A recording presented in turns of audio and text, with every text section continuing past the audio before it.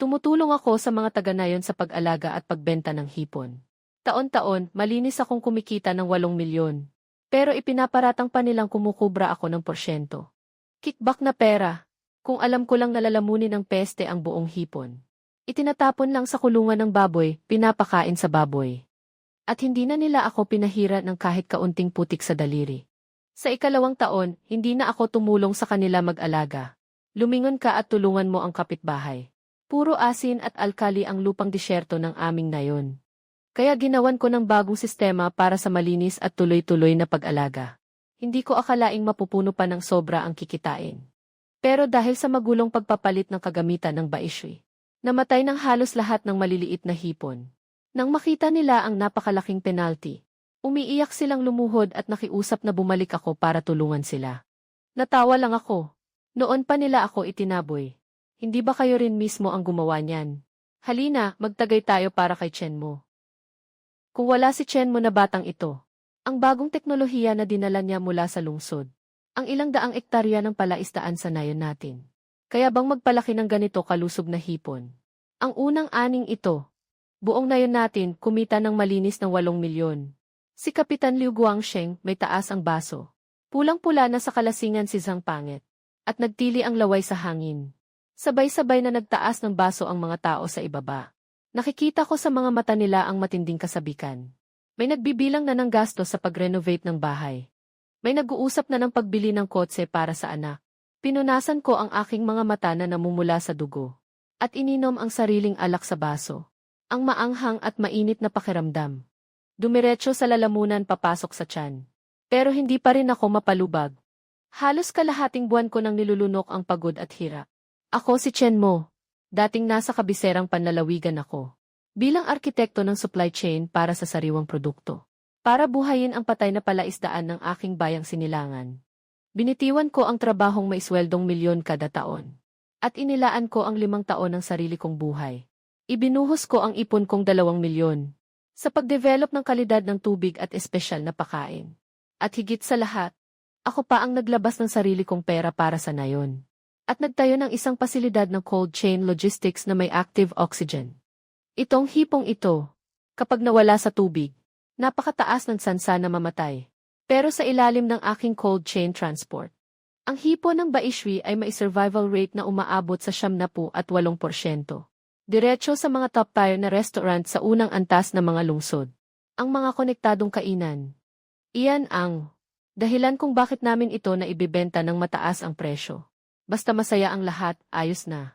Pang-unang 6 batch lang ito. Kapag lumaki na ang ikalawang batch ng hipon, maaari pang dumoble ang tubo. Pero, kailangan pang palawakin ang susunod na cold chain base. Magtiis muna kayong lahat ng 2 araw. Bigla ang aking anak na si Zhao Qiang. Hinampas ng malakas ang isang ledger. Sa ibabaw ng hapag, Chen Mo. Bago mo sabihin ang mga iyan, hindi ba dapat malinaw muna tayong mag-usap tungkol sa mga account? Biglang natahimik ang maingay na bakuran. Lahat ng tingin ay napunta sa amin. Qiang, anong kalokohan ang pinagsasabi mo? Hindi ba nalinaw na ang mga bayarin kahapon sa accounting? Ang nakinalkula kahapon. Iyong pinakitang inflow na mailabis. Chen Mo, seryoso ka bang itinuturing mong tanga ang buong nayon? Ang natutunan mo sa pagtatrabaho sa labas ay ang bumalik sa nayon. Para sumipsip ng dugo naming mga kababayan. Pagkabigkas ng mga salitang ito, sabay-sabay na nag-ingay ang buong lugar. Bigla akong tumayo ng mariin. Qiangzi, anong kalokohan ang pinagsasabi mo? Kalokohan. Biglang binuklat ni Zhao Qiang ang ledger. At itinaas iyon sa ere. Tingnan ninyo lahat. Ito ang kopya ng logistics invoice na pinasuri ko sa kakilala ko sa syudad.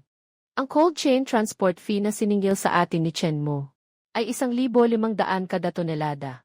Pero ang totoo, ang truck at refrigeration equipment na gamit niya, dagdag ang toll fee. Ang gastos kada tonelada, sagad na, 600 lang. Agad na may mga napasinghap sa gulat. Habang nagsasalita, lalo pang uminit si Zhao Qiang. At iyong special na feed, na pinilit niyang bilhin natin. 30 kada kalahating kilo. Nagpatingin ako sa eksperto. Ang sangkap sa loob ay kaparehong-kapareho ng ordinaryong feed sa bayan na 8 lang kada kalahating kilo. Walang pinagkaiba. Sa loob ng 1 taon. Si Chen Mo, sa gitna pa lang. Kumita na ng 5 milyon na patong mula sa atin. 5 milyon, Diyos ko. Kaya pala sabi ko, bakit napakabait niya. At bumalik pa para payamanin tayo. Iyon pala ang pinakamalaking parte. Sa sarili niyang bulsa lahat pumasok. Napakaitim ng budhi. Pati sariling kababayan niloko. Sa isang iglap, ang mga taga-baryo na kanina ay halos sambahin ako sa pasasalamat. Ay biglang nagbago ang tingin. Ang dating paghanga ay naging duda at galit. At maging lantad na pagkamuhi. Tinitigan ko ng mariin. Ang ledyo na punong-puno ng butas. May umakyat sa dibdib kong pakiramdam na sobrang katawa-tawa ang lahat. Ordinaryong feed. Sa feed na ako ang nag-formulate. May trace elements para patatagin ang kalidad ng tubig. At antibody additives para maiwasan ang sakit na itim na hasang. Akala mo ba nakikita iyon ng mata lang? 600 ang gastos sa cold chain. Hindi niya isinama ang konsumo ng liquid nitrogen. Depreciation ng live oxygen pump. At maintenance fee ng mga supply station sa ruta. Hindi niya iyon kinuwenta. Gasolina at toll lang ang binilang niya. Zhao Qiang. Pinapasok na ba ng tubig ang utak mo? Ang core ng cold chain. I live oxygen at temperature control system.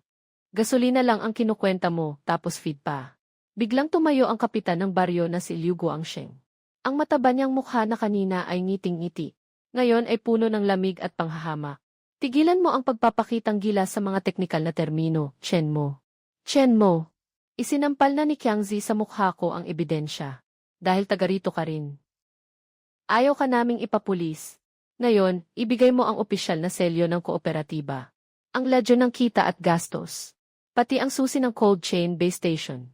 Simula ngayong araw, hindi mo na kailangang pakialaman ang crayfish ng Baishui. Tiningnan ko si Liu Guangsheng. Ang mukha niyang kampanting-kampante. Tapos tiningnan ko si Zhao Qiang. Ang kasakiman at yabang sa mga mata niya ay hindi maitago. Bigla kong naunawaan ang lahat. Hindi naman talaga nila inakalang nangurakot ako. Ang iniisip nila, gumagana na ang modelong ito. Kumita na sila, at wala na akong silbi sa kanila. Kapitan Liu, sigurado ka bang gagawin mo ito? Sa sobrang galit, napatawa na lang ako. Ang equipment ng cold chain base station ay binili gamit ang perang inabuno ko. Ang teknik sa pagpapanatili ng kalidad ng tubig, lahat iyan nasa utak ko.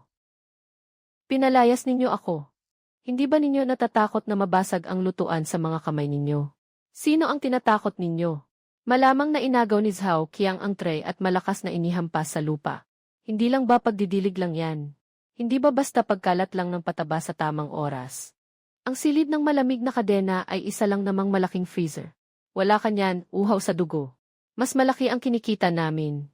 Palayasin ninyong lahat sa Baishui. Isuka ninyo ang perang ninakaw ninyo. Nagkakainitan ang mga tao. May ilang kabataang malalakas ang katawan. At halos napalibutan na rin kami. May hawak na mga bote at bakal na pamukpok.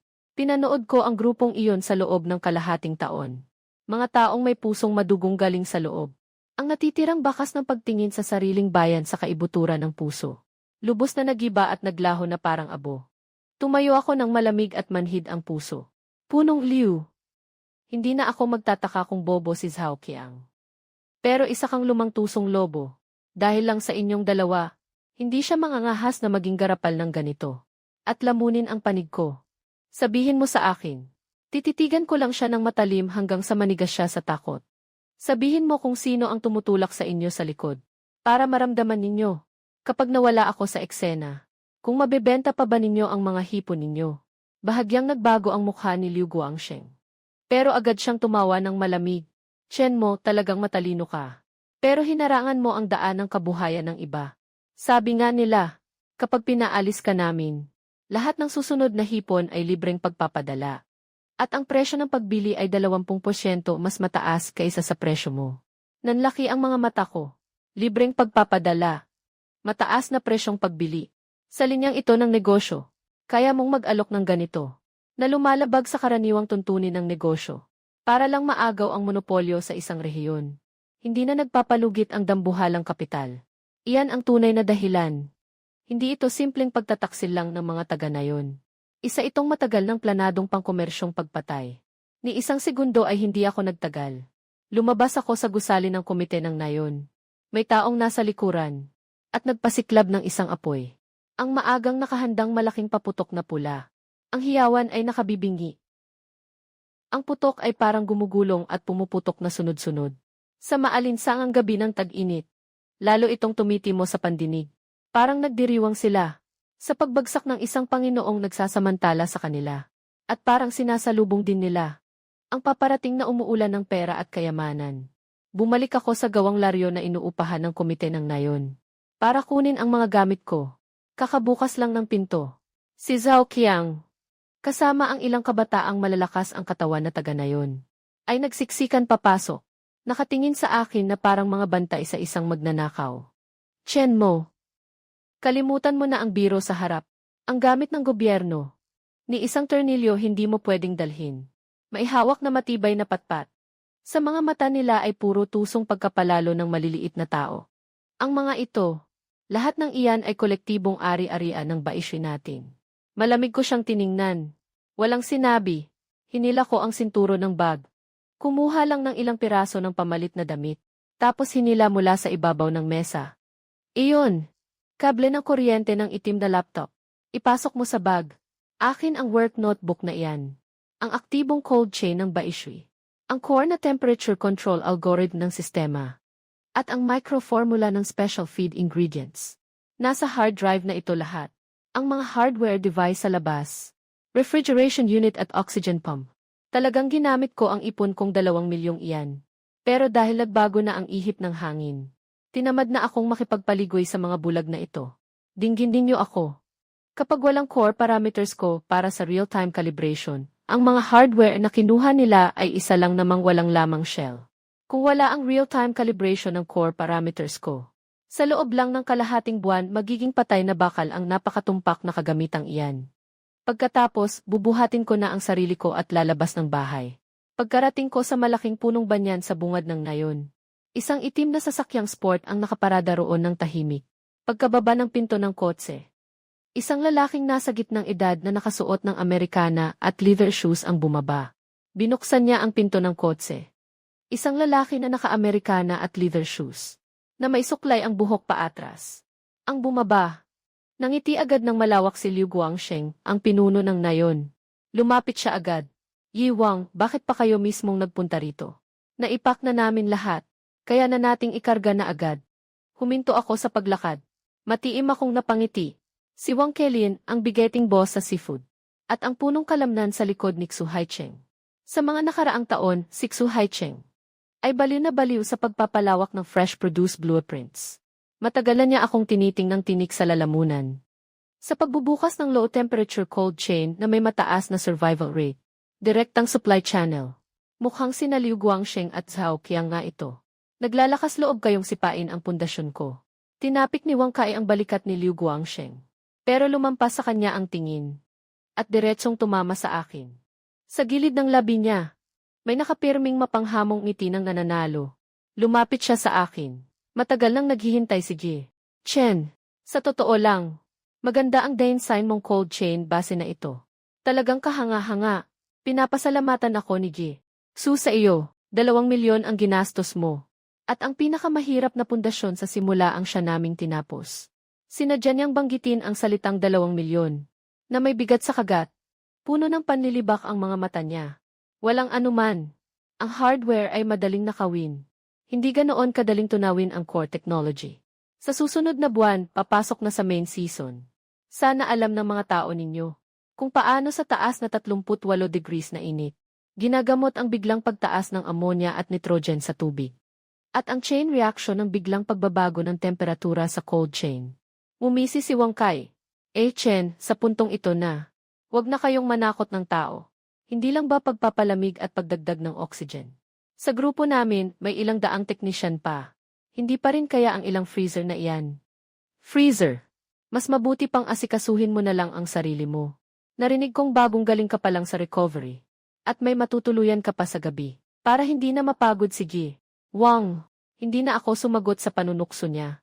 Tumalikod ako at umalis nang hindi na lumilingon. Pagdating ko sa kalagitnaan ng daan, parang may narinig akong palihim. Ang boses ni Liu Guangsheng mula sa likuran. Yi Wang. Boss. Yung sinabi nating libreng shipment fee noon. Dagdagan pa ng 20% ang presyo ng pagbili. Huwag kang mag-alala, Tio Liu. Dala ko na rin ang kontrata. Pero sabihin na natin ang mga kondisyon muna. Napakaganda ng alok ng grupo sa inyo. Kailangan din ninyong tiyakin ang kalidad. May isang dagdag na kasunduan sa kontrata. Kung lampas sa 5% ang namatay na hipon, o may lumitaw na may sakit na hipon, hindi lang buong bayad ang ibabalik, kundi magbabayad pa kayo sa grupo. 10 ulit ng danyo sa paglabag sa channel. May problema ba? Wala. Walang problema. Ayos na ayos ang gamit na ito. Paanong mamamatay ang hipon? Bruskong bata. Pirmahan mo na agad, Liu Guangsheng. Naalimpungatan sa lantad na kasakiman. Hindi man lang nag-isip, pumayag agad. Napangiti ako ng malamig sa dilim. 10 ulit na danyo sa paglabag. Tama nga ang kalkula ni Xu Haicheng. Hindi siya naparito para tumulong. Balak niyang sa Baishui. Pigain hanggang sa huling patak ng kita. Gamit ang isang kontratang may bitag. Ang lupa at palaisdaan ng Baishui ay legal na sasakupin niya ng buo. Liu Guangsheng ay Liu Guangsheng. Akala mo nakakapit ka na sa hita ng kapital. Pero hindi mo alam na nakagat mo na pala ang mapait na pain. Pagkaraan ng 3 oras, pawis na ako. Nakatayo ako sa layong 15 kilometro mula sa Baishui. Iba ito sa Baishui na luntian at sagana sa tubig. Sa bawat dako, puro alat at tuyong lupa ang makikita. Hindi tumutubo ang pananim. Pati damo, payat na payat. Matagal lang nagsipag-alisan ang mga binata sa nayon. Ilang dosenang matatanda at may sakit na lang ang natira. Kahirapan ang kumakalembang sa hangin. Pagdating ko sa bungad ng nayon, sa tapat ng wasak na tapahan, ang matandang kapitan ng dahuang na si Li Jiangwu ay nakaupo sa lupa, naninigarilyo ng tuyong dahon, at buntong hininga ng buntong hininga. Lumapit ako at tinawag siya. Tio Li, itinaas ni Li Jiangwu ang ulo. At pinagmasdan ako ng malabo ang mga mata ng matagal. Bago niya ako nakilala, ay, hindi ba ikaw yung batang Chen mula sa Baishui? Ang gabi-gabi pa rin. Bakit ka napadpad sa liblib naming lugar? Ibinaba ko ang backpack ko, at diretsong umupo sa bato sa tapat niya. Gusto mo bang gawing mga ilang libong ektaryang lupang alat na ito? Naginto at pera ang yaman. Napangiti si Li Jiangwu ng mapait. Xiao Chen, huwag mo nang aliwin ang matanda. Ang lupang ito ay napakaalat at mapakla. Kahit hipong balana, hindi tatagal dito. Paano pa kaya magkakaroon ng ginto rito? Ang karaniwang hipon, syempre, hindi mabubuhay. Alam ko. Pero nitong kalahating taon, sa laboratorio, nakabuo lang ako ng isang uri na espesyal na para sa matinding alat at alkalina na tubig. Isang algoritmo para sa ikot ng tubig na pangmikrobyo ang buhay. Ang hipong pinalaki sa ganitong tubig, hindi lang hindi mamamatay, kundi dahil sa mataas na presyon ng singaw. Mas magiging siksik pa ang laman ng hipon. Ang tiyan ay maputi na parang yelo. Ang tiyan ay kapusyan na kapusyan. Walang kahit kaunting lasa ng putik. Ang tawag ko rito ay crystal shrimp. Hindi iyong mumurahing hipong putik mula sa Baishui. Matagal ko nang hindi na kaya. Dito ako. Magtatayo ng Ecolave Supply Base. Natutusto sa mga restoran ng city na first class. At mga luxury hotel. 1 kilo ng hipon. Ibebenta ko ito sa 200 piso. Ang kamay ni Li Jiangwu na maihawak na supot ng sigarilyo. Biglang dumapo ang isang alikabok. At ang abong ng sigarilyo ay nahulog sa bota. Pero hindi niya namalayan.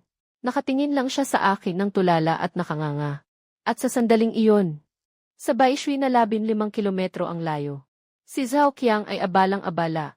Nakatayo sa harap ng control panel ng cold chain station. At basta na lang pinindot ang main start button. Nagliwanag ang screen. At lumitaw ang isang linya ng dilaw na babala. May abnormalidad sa temperatura ng kapaligiran. Mangyaring muling itakda ang mga parametro. Iset ang ano. Anong klaseng bulok na makina ito? Ang daming arte. Nagmura si Zhao Qiang. At agad na pinindot ang force kit. Kasama ang pinakamataas na antas ng refrigeration. Kasabay nito, umalingaw-ngaw ang malalim na ugong ng compression machine. Napilitang umandar ang makina. Ang death countdown ng Baishui ay opisyal nang nagsimula. Sa kabila nito, nakatingin lang si Li Jiangwu sa akin na parang lutang. 200 piso bawat kilo. Xiao Chen, baka nasira na ang ulo mo. Ang maliliit na hipon sa market. Kapag hindi buhay pero 20 o 30 piso lang ang halaga. Akala mo ba ang mapait at maalat na tubig ng aming dahuang ay mahiwagang lawa ng reyna ng langit? Tio Lee, ang mga karaniwang hipon dyan ay pwedeng lumaki sa putik. Pero mataas ang alat at alkalina ng tubig sa lupang ito. Sa ganitong sukdulang kapaligiran, para mabuhay ang hipon, magbabago ang osmotic pressure sa katawan nito. Ano ang magiging resulta niyan? Napatigil ako sandali, at matalim na tinitigan siya. Una. Pangalawa, ang balot ng hipon ay magiging sobrang matigas at kintab na kintab. Ang hibla ng laman ng hipon sa pangalawa ay magiging kasing siksik ng rebounding ng ngipin. Pangatlo, ang mataas na alat ay may natural na panlaban sa mikrobyo. Ang hipon na pinalaki dito ay siguradong walang kahit kaunting amoy putik. Basta maglagay lang tayo ng anti-seepage membrane at samahan ng algorithm ko para sa microecosystem cycle. Para maalis ang mga lason sa tubig, ang hipong inaalagaan dito ay magiging premium product sa fresh market. Napamulat ng husto si Lee Jiangwo. Hindi man niya gaanong maintindihan ang tungkol sa osmotic pressure. Pero nakuha niya ang tatlong salitang premium product, at biglang nagliwanag ang mga mata ng matanda. Tapos muling nanlumo. Xiao Chen, hindi na ako magpapaligoy-ligoy. Sa pondo ng aming baryo, kahit 2,000 piso ay hindi namin mailabas. Iyong sinasabi mong anti-seepage membrane at circulation pump. Saan namin kukunin ang perang pampagawa? Ako na ang bahala sa pera. Hinugot ko mula sa bulsa kong malapit sa katawan ang isang bank card. Mayroon pa akong sa probinsya. Isang bahay na 80 metro kwadrado, na naisang lako na kahapon, kasama ang huling natitira sa akin. Nakapagsama ako ng 3 milyong piso. Ang perang ito ay gagamitin lahat sa pagpapagawa ng infrastruktura ng dahuang. Tiningnan ko si Lee Jiangwo. Nanginginig ang mga labi sa gulat. Walang bahid ng pag-aalinlangan ang tono. Parang may dumagan. Hindi ito ang buong ipon ko, kundi ang pambayad ko sa almusal. Tio Lee, ang teknolohiya at lahat ng puhunan ko. Kayo ang maglabas. Kasalukuyang 5,000 munalupang asin at alkali na walang gustong bumili. Kasama pa ang lakas paggawa ng buong nayon. 70% ng tubo ay akin. 30% sa nayon. Kaya mo bang tumaya sa akin dito? Kung manalo ako, ang dahuang ang panalo. Bawat bahay ay magkakaroon ng maliit na gusaling may 3 palapag. Kung matalo ako ni Chen mo ang lulubog. Kayo na ang magbibigay lang ng konting lakas. Ang lupang ito ay sa inyo pa rin. Mga gumuhong laryo na hinampas ng hangin sa gabi. Katahimikang parang patay sa paligid. Mahigpit na hawak ni Lee Jiangwo ang card sa bangko. Tiningnan ko ulit ang 2 paang iyon na puno ng mga peklat. Ngunit ang mga mata ay gaya pa rin ng nag-iisang lobo. Biglang tumayo ang matandang kasama. Tapos na. Kahit ang mga multo sa dahuang ay ayaw nang pumunta. Ano pa ba ang nakakatakot? Bukas, ako na mismo ang magpapatunog ng gong. At tatawagin ko ang lahat ng matatanda sa nayon. Para hukayin ang kanal at ikalat ang film. Sa susunod na buwan, tuluyan na akong nakaugat sa dahuang. Sa taas, ang lasong araw na 37 at 38 degree. Sa ilalim, basa at malambot na lupa. At lupang maalat na sinasalamin ang sikat ng araw. Ipinakita ng mga taga-dahuang kung ano ang ibig sabihin ng magtiis at magsikap. Walang makinang panghukay. Kaya pala gamit lang ang pala at asarol. Hinihimas lang nila sa matigas na lupang asin at alkali. At naghukay ng isa-isa. Sa pamantayang hagdan-hagdang palaisdaan. Ako mismo ang nagplano. Bawat mataas na pelikulang panharang sa seepage. Lahat ng tubo ay inilagay na parang ugat sa ilalim ng lupa. Inilibing sa ilalim. At sa huli, nakakonekta sa kabinet na kontrol na ako mismo ang nagkabit. Sa microecosystem. Noong parang lumulublob lang kami sa putik at tubig. Habang marubdob na gumagawa ng infrastruktura. Ang Water Village na 15 kilometro ang layo. Biglang nahulog sa isang gulong puno ng pera. Ang unang batch na 10 tonelada ng maliliit na hipon ay malakas na ipinadala sa lungsod ng lalawigan. Talagang matindi at agresibo ang kapital ng grupo ni Xu Haicheng. Hindi lang ang bayad sa transportasyon ang sinagot ng buo. Pati batay pa sa presyo sa merkado. Na mas mataas ng 20%. Agad nilang binayaran sa araw ring iyon ang halaga ng produkto. Buong 600,000 cash. Nakapantay-pantay. Nakapatong sa mesa ng komite ng nayon sa Water Village.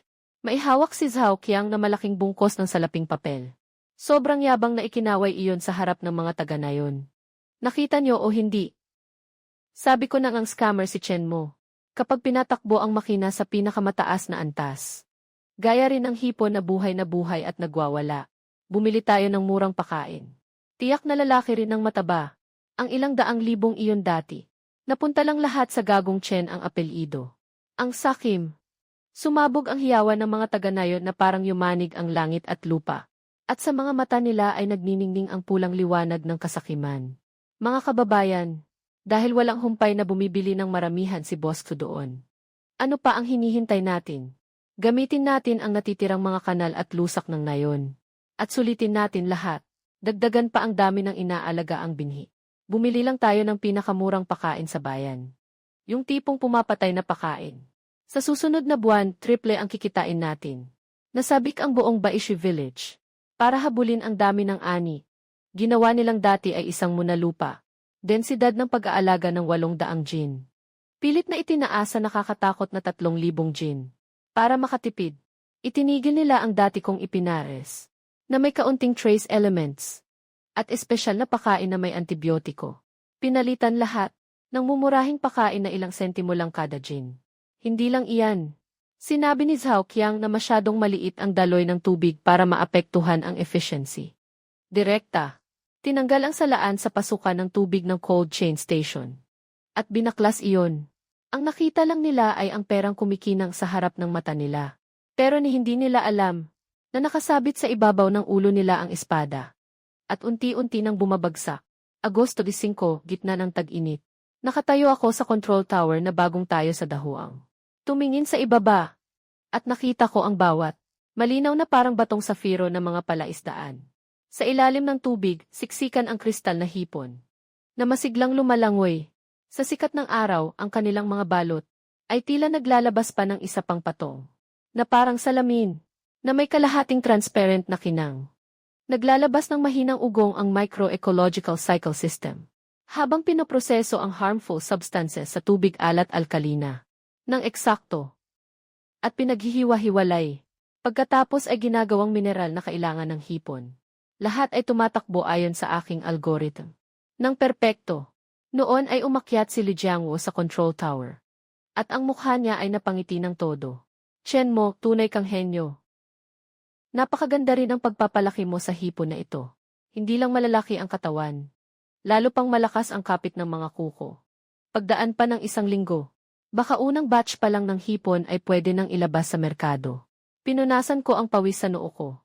Pero napunta ang tingin ko sa direksyon ng Shui Village. Hindi pa kailangan magmadali, Tio Li. Kakaumpisa pa lang ng tunay na palabas. Sabi sa weather forecast, bukas. Aabot sa 42 degree ang pinakamataas na init. At tatagal iyon ng hindi bababa sa 1 linggo. Tio Li, alam mo ba kung ano ang Black Gill Disease? Natigilan si Li Jiangwo. Anong sakit? Kapag inalagaan sa ilalim ng mataas na init at mataas na ammonia na tubig. Isang nakamamatay na impeksyon na sadyang tumatarget sa maliliit na hipon. Kapag sumiklab iyon, sa loob lang ng 3 araw, magiging itim ang hasang ng buong palaisdaan ng hipon. At mabubulok. Sa huli, lulutang pataas ang puting tiyan ng buong lawa. Ang mga tao sa Shui Village. Tinuring ang cooling machine na parang himalang gamot. Ang ikalawang batch ng kargamento ni Xu Haicheng bukas. Magiging death sentence na. Sa susunod na 3 araw ng matinding init, ang buong Shui Village ay magiging isang napakalaking greenhouse ng silkworm. Walang kahit kaunting hangin sa loob. Puro nakakainis na sikip at init lang. Kasabay ng isang amoy na lalo nang sumasakit sa ilong. Na parang bulok na itlog. Na maihalo pang bangong parang patay na isda. Bandang tanghali. Tumakbo si Zhao Qiang ng hingal na hingal. Papasok sa opisina ng komite ng nayon. At sigaw niya, punong-puno ng kunwaring lungkot. Liu Guangsheng, may nangyari. Malaking problema. Hipon. Lumutang lahat ng hipon sa palaisdaan. Nakaupo si Liu Guangsheng sa silyang maisandalan, nagpapalamig gamit ang electric fan. Na parang may pangarap ng yumaman. Bigla siyang nagising ng gulat. Ano raw? Normal lang na umahon ang hipon para huminga kapag mainit. Bilisan, buksan ang aerator. Bukas na. Nakatodo na ang lahat. Walang epekto. Puntahan niyo na at tingnan. Hindi sila basta umaahon. Nakabaligtad na sila, kita na ang puting tiyan. At ang mga hasang ng mga hipon. Itim na lahat, parang may sumabog na ugong sa ulo ni Liu Guangsheng. Hindi pa niya naisusuot ng maayos ang sapatos niya. Tumakbo siya palabas na isang paalang ang nakasapatos. Pagdating nila sa nayon, sa pinakamalaking palaisdaan, ang eksenang bumungad, ay nagpadilim sa paningin ni Liu Guangsheng. Muntik na siyang sumubsob sa tubig. Ang dating malinaw hanggang ilalim na palaisdaan, ay naging isang makapal at maitim na berdeng sabaw ng lason. Lubusang pinasabog ng matinding init, ang mga latak ng mumurahing pakain sa ilalim. Ang ammonia nitrogen sa tubig, ay biglang pumalo pataas ang level. Sa ibabaw ng tubig, siksikan ng patong ng mga patay na hipon. Naglalabas ang mga ito ng amoy na nakakasuka. At sa ilalim ng tubig, mas marami pang ulang na hindi pa tuluyang patay. Ang nagwawalang gumapang paakyat sa pampang. Dumakot ka lang ng isa. Makikita mo agad na ang dati nilang malinis na hasang ay bulok na at uling ang itim. Sakit na itim na hasang. Sa ganitong sobrang sama ng kapaligiran. Para itong salot sa kumpol ng hipong sobrang siksik. At tuluyan ng pumutok ang epidemya. Nanginginig ang buong katawan ni Liu Guangsheng. Namumutla at nangingitim ang labi niya. Paano nangyari ito? Paano nangyari ito? Noong nandito pa si Chen Mo, hindi kailanman nangyari ang ganito. Tiyo, bakit niyo pa binabanggit ang salot na iyon? Siguradong dahil ito sa lintik na panahon. Ano ang gagawin natin ngayon? Darating na si Wang Kai para kunin ang ikalawang batch. Buong 20 tonelada iyon. Kapag hindi tayo nakapaghatid, ayon sa kontrata, kailangan nating bayaran si Xu Haicheng ng 10 beses na penalty sa breach of contract. Ilang milyong piso iyon. Kahit isanla pa ang lahat ng bahay sa buong nayon, hindi pa rin sasapat pambayad. Pagkarinig sa 10 beses na penalty, parang nahulog si Liu Guangsheng sa lungga ng yelo. Agad luminaw ang utak niyang kanina ay nag-iinit. Ang pumalit dito ay kabaliwang parang sa taong wala nang mawawala. Hindi tayo pwedeng magbayad. Kahit mamatay, hindi tayo magbabayad. Hinablot ni Liu Guangsheng ang kwelyo ni Zhao Qiang. Ang mga mata niyang puno ng pulang ugat ay mariing nakatitig sa kanya. Makinig ka.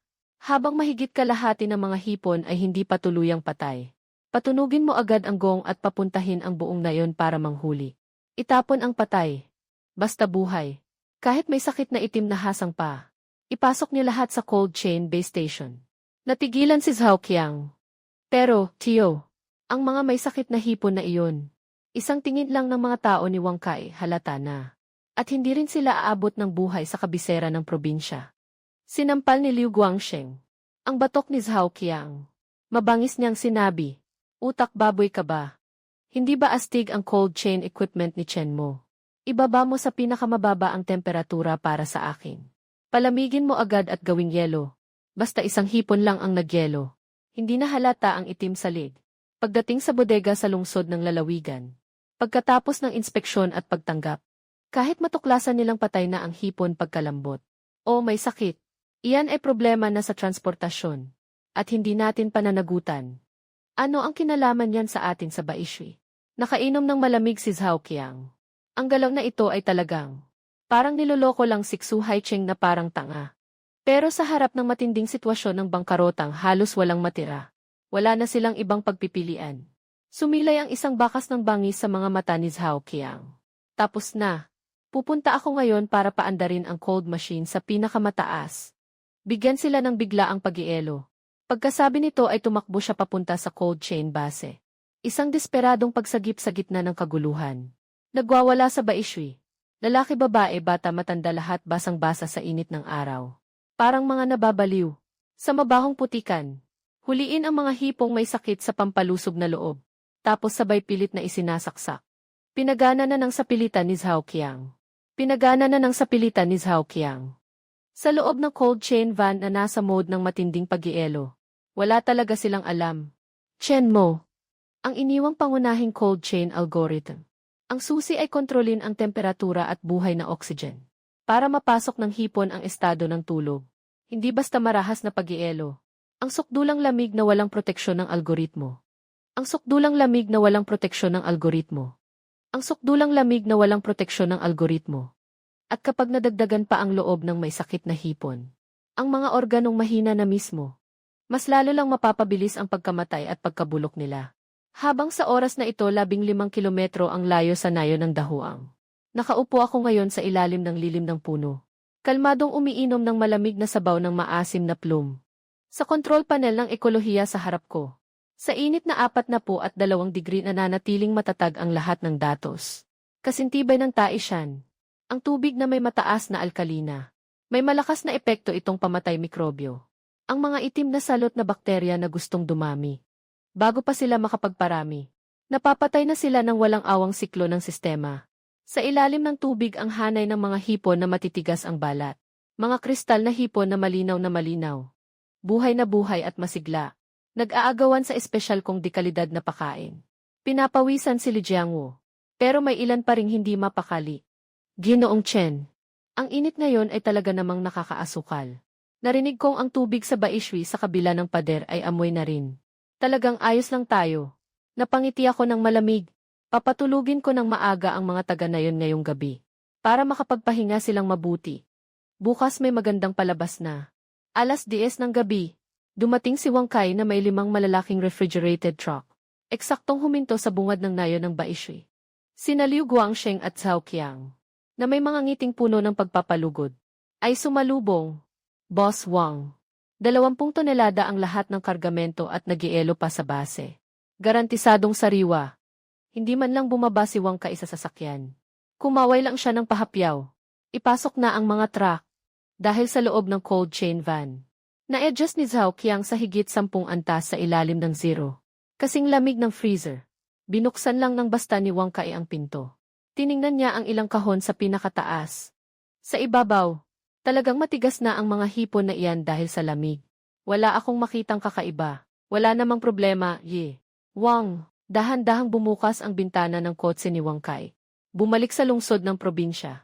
May 5 tayong refrigerated truck na binabantayan. Naglaho sa dilim ng gabi. Naipit sina Liu Guangsheng at Cao Qiang. Diretsyong napaupo sa lupa. Basang-basa na ang damit sa malamig na pawis. Nalito siya ng husto. Tiyo, nakailag tayo sa isang mabigat na dago.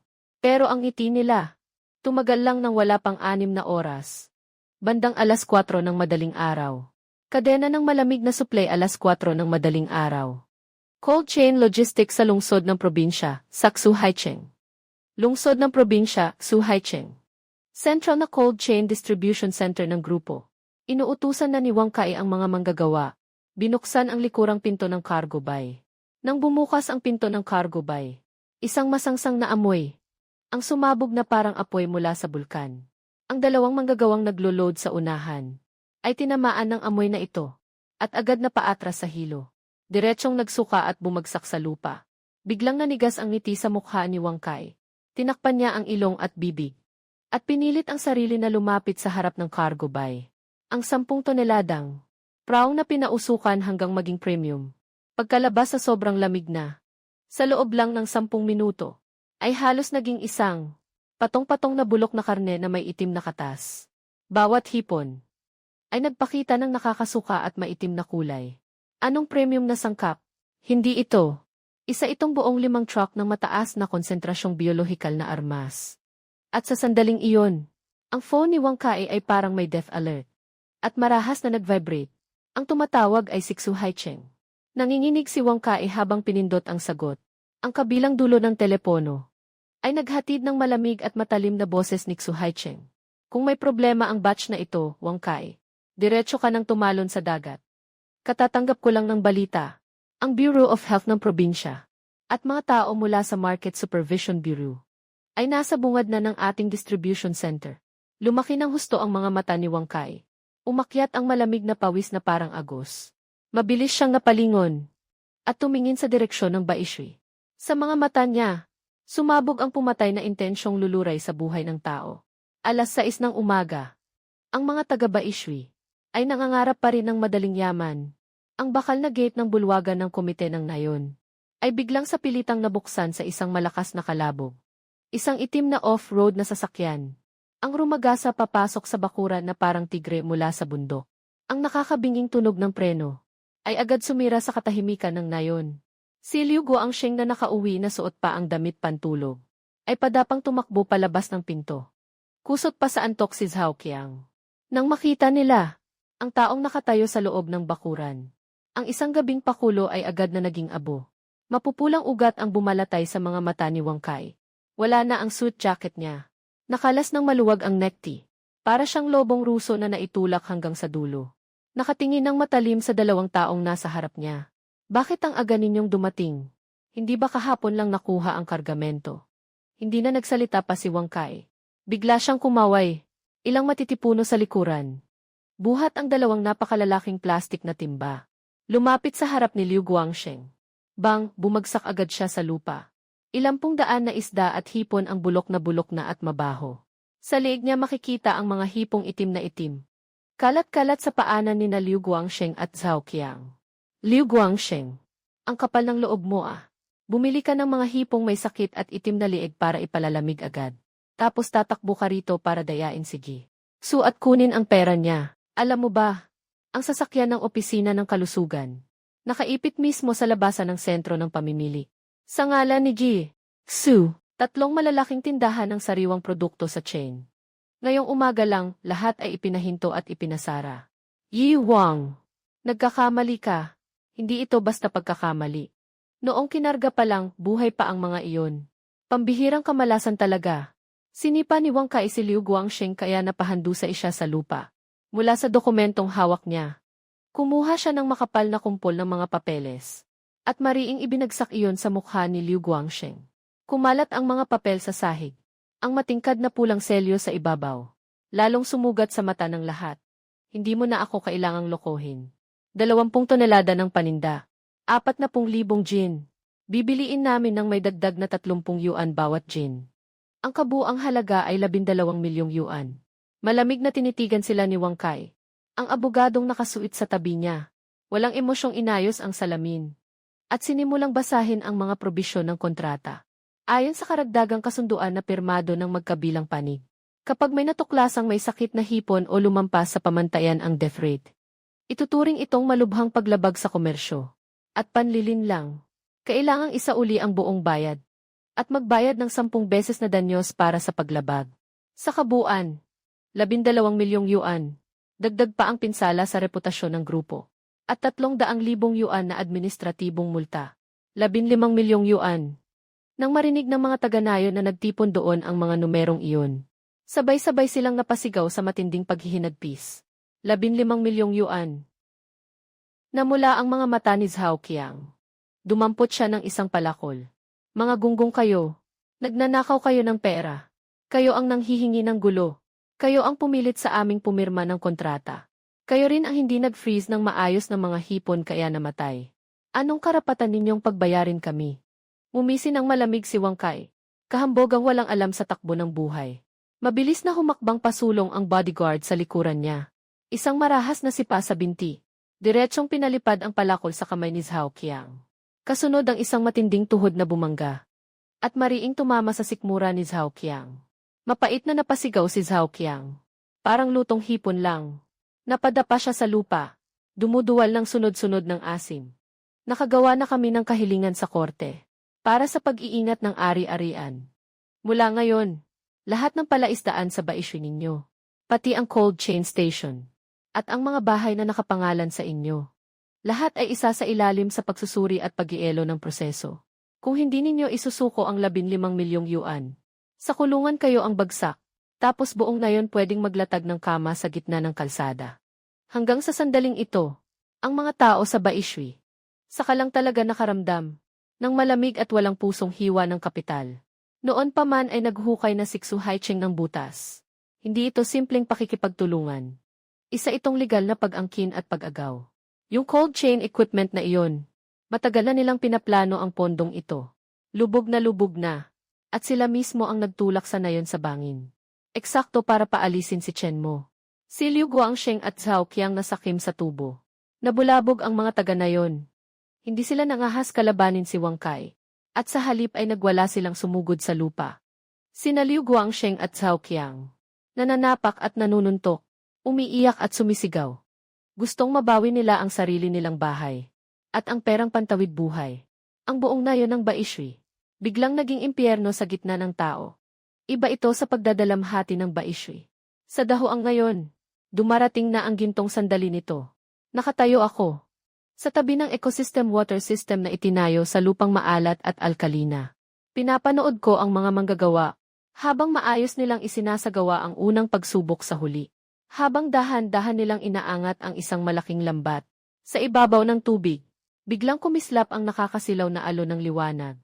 Puno ng siksikan ang loob ng lambat. Mga 2 sentimetro ang haba ng bawat isa. Matigas pero malinaw ang balat. Sa ilalim ng araw, nagniningning ang mga kristal na hipong tila salamin ang kintab. Sobrang sigla ng mga ito, at nagkakagulo sa loob ng lambat. Sa tabi ko ay nakatayo ang punong tagakuha ng binili ng nangungunang food group ng probinsya. Ding Shiksuan na si Zhu Hong. Zhu Hong. Siya ang dati kong matagal nang kakilala sa supply chain. Nakilalang matalas ang mata at sobrang mapili. Mabilis na kumuha si Zhu Hong ng isang kristal na hipon. Pinagmamasdan ang kasing puti nitong tiyan. At ang malinis nitong mga sinulid sa balat.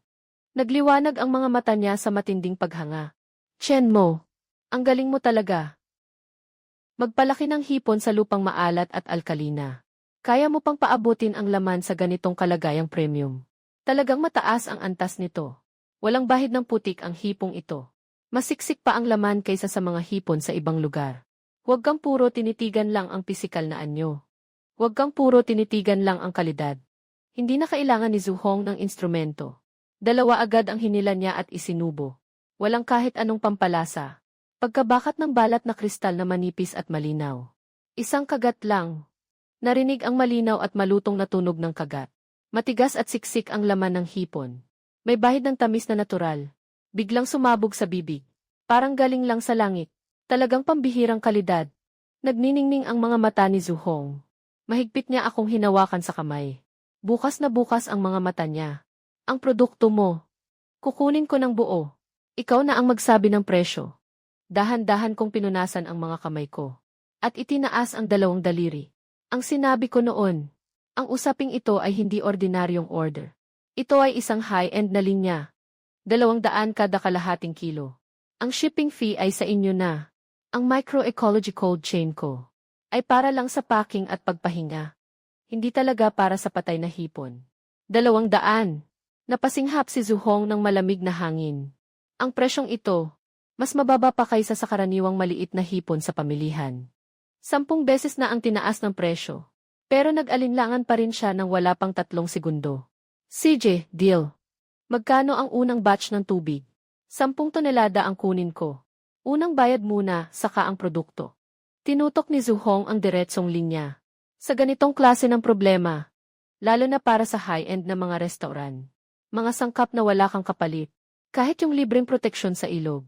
Naririnig ni Kapitan Li Jianguo sa gilid. Nang hina ang mga binti niya. Parang aatakehin na siya sa puso. 201 gin.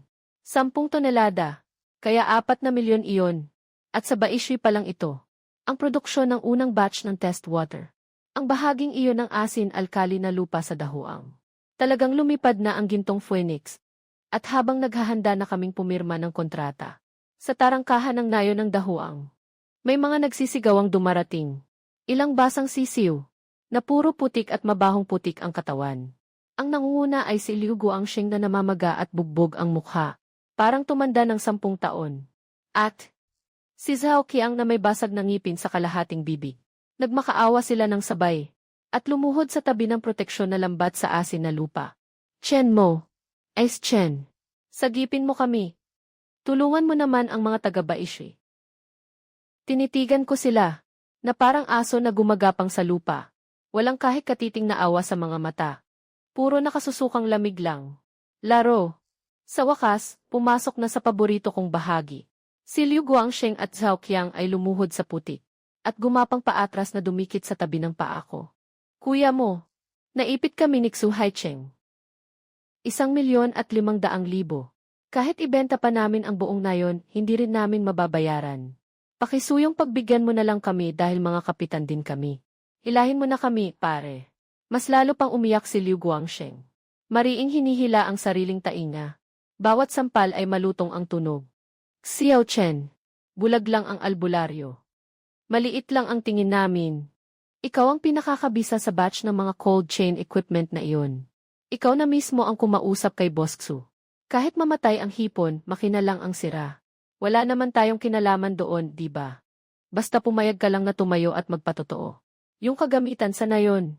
at ilang daang ektaryang palaisdaan. Ibabalik namin lahat sa iyo. Nandito ako sa mataas na posisyon. Tinitigan ko ang dalawang ito. Mga lalaking parang asong nalugi. Walang galit sa puso, kundi isang uri lang ng pagtingin, na parang nakakaawang panurol na tumatalon sa tulay. At ibibigay pa raw sa akin. Kagawad Liu. Nakalimutan mo na ba? Yung istasyon ng cold chain. Ako ang gumastos ng 2 milyon para itayo iyon. Inagaw ninyong lahat, at winasak pa. Ngayon kukunin mo ulit ang akin, para makipagtawaran sa akin. Humakbang ako sa gilid, at binigyang daan ang likod ko. Yung kakahuli lang, na 10 toneladang kristal na hipon. Sa ilalim ng araw, isa-isa silang kumikinang.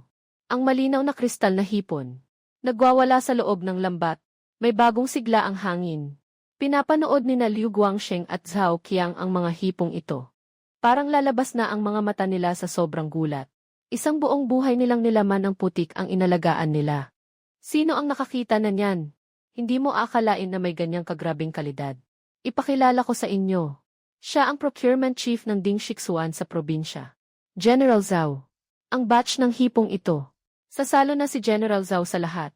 Hulaan ninyo magkano bawat kalahating kilo. Lumunok si Liu Guangsheng ng laway na may halong dugo. Sinubukan niyang tantiyahin ang presyo sa isip. 5. 50.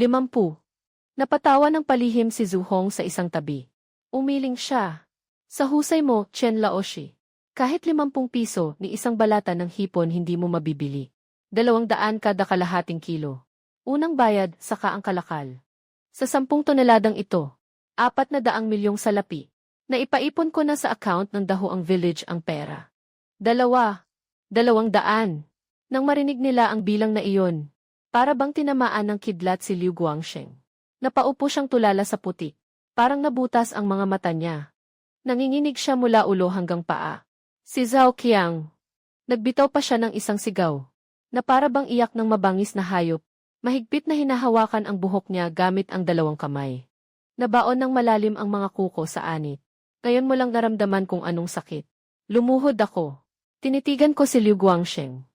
Ang mga matang puno ng pagsisisi. Pinunit ko sila ng paisa-isa. Ang huling piraso ng pantabing sahiya. Akala ninyo ba talaga? Ang 30 kilo ng espesyal na pakain na ibinibigay ko ay para lang bumawi sa inyo. Iyon ay para sa purong mikrobyong pampigil.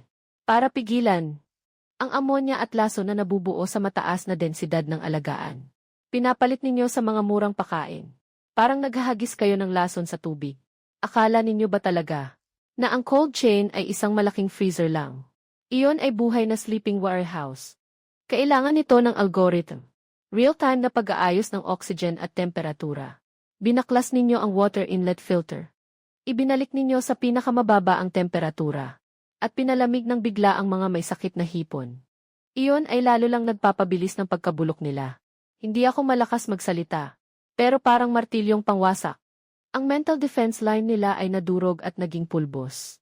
Ang sarili ninyong kunwaring talino at pagtitipid. Kayo mismo ang pumindot sa nuklit buton na sumabog sa buong nayon. Maayos ang hukay na nilalalim ni Xu Haicheng. Pero kung hindi dahil sa kasakiman ninyo, at sa pagtalo ninyo mismo roon, wala rin siyang magagawa sa inyo. Xiao Chen. Nagkamali kami. Talagang alam na naming nagkamali kami. Kumikita ka na ngayon ng ganyan kalaki. 400 milyon at ni hindi ka kumukurap. Pautangin mo kami ng 15 milyong piso. Bilang hiram namin mula sa Baishu Village. Pagkatapos, gagawin ka naming hari ng bayan. Walang alinlang ang sinipa ko siya palayo. Liu Guangsheng. Sobra kang mataas ang tingin sa sarili mo. Gagawin ninyo akong hari ng bayan. Halaga ba niyan ang 15 milyong piso? Gusto ninyong sagipin ko kayo. Hintayin ninyo ang susunod na buhay. Umuwi kayo at sabihin sa mga tao sa Baishu Village. Ang pinaka-esensyal na substansya sa bangkarotang kaso. Hintayin ninyong maliquidate ang mga ari-arian ninyo.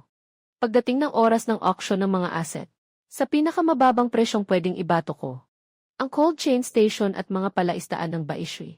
Bibilhin ko pabalik ng legal. Tungkol naman sa utang ninyo kay Xu Haicheng, na hindi pa rin nalilinaw na mga bulok na utang.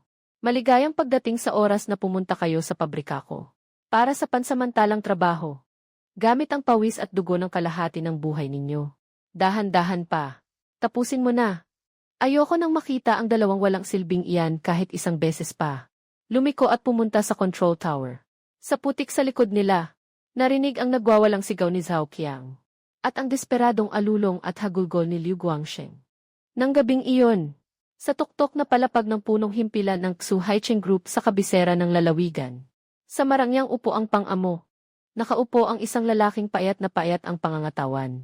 At matalas ang mga mata na parang lawin. Siya ay ang nakamonopolyo sa 7 puwang ng sariwang isda sa buong lalawigan. Nabigating supplier ng pagkaing dagat. Xu Haicheng. Yumuko si Wang Kai. Nakabigkis ang katawan na nakatayo sa harap ng mesa ng opisina. Ni hindi siya makalakas ng hininga. Ibig mong sabihin na tumanggi si Zhu Hong ng Ding Shixuan sa atin. Sa aming mataas na halagang promosyon para sa batch ng Australian Lobster. At lumihis ang direksyon. Papunta sa isang salt alkali na lupa sa tinatawag na dahuang. Na naglabas ng 10 tonelada. Ng mga maliit na lobster na bihirang mabanggit kahit sa mga salaysay. Opo, Chairman. Pinunasan ni Wang Kai ang malamig na pawis sa noo. Nag-usisa ako. Sa teknikang sandata sa likod ng dahuang. Iyong tiyan mo na pinalayas noon ng Baishui. Siya. Nakapalaki ng isang produktong tinatawag na crystal shrimp. Na naibenta sa halagang 200 yuan kada gin. Nagbago ang tindig ni Xu Haicheng. Umalo ng pulang alak sa loob ng baso.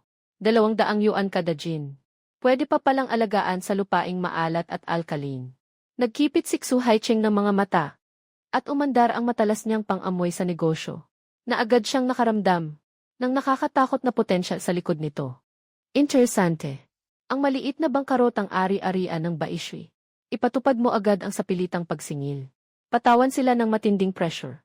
Tapos, suriin mo ang ruta ng cold chain transport ni Chen mo na ito. Dahil gusto ng batang ito maglaro ng high-end na laro. Tuturuan ko siya. Sa lupaing ito. Kung sino ang batas. Xu Haicheng. Marahas na ibinagsak ni Xu Haicheng ang mataas na paa ng baso sa mesa. Nabiyak ang kristal. At umago sa sahig ang matingkad na pulang inumin. Sa lupain ng kabisera ng lalawigan. Ang pagwasak sa isang tao. Madalas isang salita lang ang kailangan. Pagkalipas ng 3 araw. Dumating na ang araw na magde-deliver ang dahuang sa Ding Shixuan. Ng 10 toneladang crystal shrimp. Ang daanang hindi maiiwasan papunta sa kabisera ng lalawigan. Ay may 3 itim na roadrunner na nakapark. Sumandal si Wang Kai sa pinto ng sasakyan. Hawak ang isang baseball bat. At nakatingin ng masama. Sa malayong tuwid na daan. 10 hanggang ilang malalaki at matitipunong lalaki. Ang kalat sa paligid. Sinisikipan ang daanan ng mahigpit na mahigpit. Isang bata ang sumulong agad. Nag-text si Boss Wang kay Boss Xu. Ngayon, kahit isang batch ng hipon mula sa Dahuang Village. Hindi pwedeng makapasok sa probinsya o syudad. Sinagot ni Wang Kai ang tawag. Ngumisi siya ng malamig. Natural lang iyan. Dito sa teritoryo namin, kami ang maihawak ng bentahan ng sariwang isda at lamang dagat. Akala pa niya malalagpasan niya ang bitag ni Boss Xu. Alam na ni Chen mo ang proseso ng pagpaparami. Akala niya makakaakyat na siya sa langit. Ngayon, tuturuan ko siya ng leksyon. Gaano ba kalalim ang tubigan sa rutang logistics na ito? Sabi pa niya, sa malayong kalsada, may alikabok na umaangat. 3 truck na may tatak ng Dahuang Village. Na parang pang-ekolohiyang agrikultura ang panlamig na truck ay dumating. Diretso at hindi nagmamadaling papunta rito. Harangin ninyo. Mabilis na sumingit ang ilang off-road na sasakyan. Kasabay ng nakakasirang tunog ng preno. Napatigil ng sapilitan ang 3 panlamig na truck. Sa gitna ng kalsada, mga driver ng truck, mga taga-Dahuang Village na nasa 50 pataas. Nanlumo ang itsura. Mahigpit na nakasara ang pinto ng truck at hindi makababa. Hawak ni Wang Kai ang baseball bat. Naglakad siya palapit ng alog at paastang. Pagkabigwas, tumama ito sa salamin ng hangin.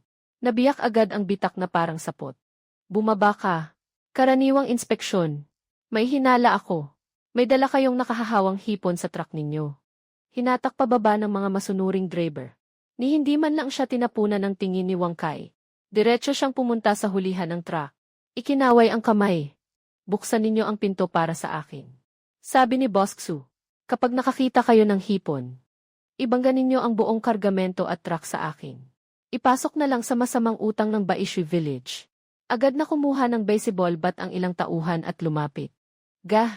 Pagkatapos ng ilang nakakaingay na kalansing ng metal, ang mabigat na pinto ng panlamig na truck, ay sa pilitang nabuksan. Isang bugso ng malamig na hangin ang sumalpok. Sa loob ng truck, maayos na maayos.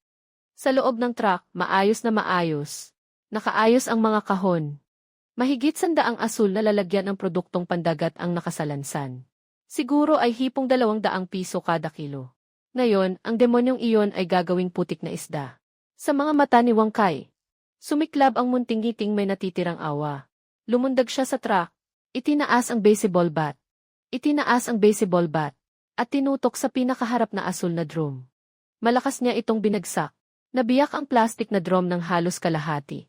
Ang laman ay dumaloy na parang batis. Umagos palabas. At nabasa si Wang Kai mula ulo hanggang paa. Walang hipon, kahit isang pirasong balbas nito, wala. Puro putik na tubig na maputik at umaagos ang nasa sahig. Ang meron lang, ay isang masangsang na dilaw na putik na may maasim at mapait na amoy. At tubig na putik. Natigilan si Wang Kai. Pinunasan niya ang putik sa mukha niya. Parang baliw na sumugod siya sa iba pang mga drum. Sinira pa ang ilang piraso. Pero pare-pareho lang ang laman, putik na tubig na maalat at dilaw. Mahigpit na sinunggaban ni Wang Kai. Ang driver na nanginginig sa takot. Halos pumutok ang mga mata. Nasaan ang hipo ng dahuang village? Saan itinago ni Chenmo ang mga paninda? Nautal na sabi ng driver. Sinabi ni Chenmo. Nadalhin namin ngayon ang mga wastewater na ito sa chemical plant sa syudad para ipalinis. Hindi niya naman sinabing hipon ang karga. Sa sandaling nanlamig ang buong katawan ni Wang Kai. At napagtantong naloko siya.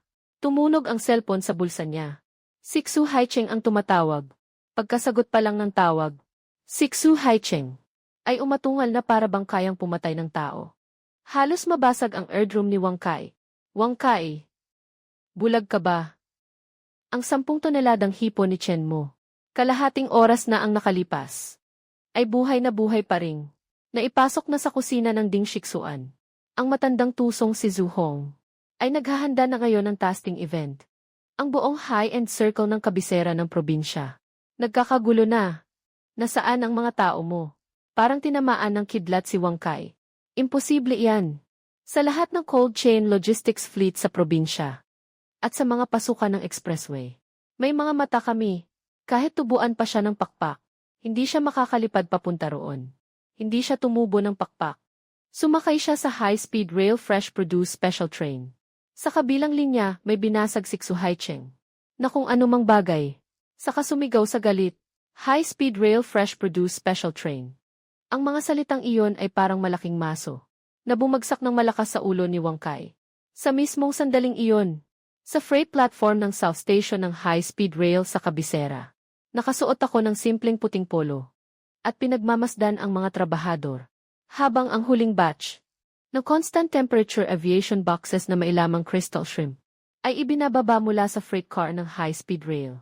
At maayos na inililipat sa cold chain shuttle trucks ng Ding Shixuan. Nakatayo sa tabi ko si Zhu Hong. Tinitingnan ang mga nasa transparent na temperature-controlled boxes. Mga premium shrimp na kumakawag ang mga sipit. At namumula sa tuwa ang mukha niya. Kapatid, ang galing ng palihim mong pasok, solid ang galawan. Akala ng matandang Xu Haicheng na iyon. Kapag hawak niya ang kalsada at freight stations. Mahihigpitan ka na niya. Hindi niya man lang mapapanaginipan. Na kaya mong ayusin. Ang Express Fresh Produce line ng Railway Bureau. Itinaas ni Zhu Hong ang hinlalaki sa akin. Pinagpag ko ang alikabok sa manggas ko. At kalmado ang tono ko. Si Xu Haicheng ay lokal na haring-hari. Ang pananaw niya ay hanggang sa pag-angkin lang ng teritoryo. At panghaharang na parang tambay sa kanto. Hindi niya talaga naiintindihan kung ano ang modernong logistics network. Noong nasa isang higanting e-commerce company ako dati. Bilang supply chain architect. Kasama ako sa pagtatayo ng isang network na sakop ang buong bansa sa high-speed rail at aviation cold chain. Basta sapat ang profit margin. Ang crystal shrimp na 200 yuan kada kalahating kilo ay kayang-kayang sagutin ang freight cost na ito. Kaya kong pakilusin anumang oras.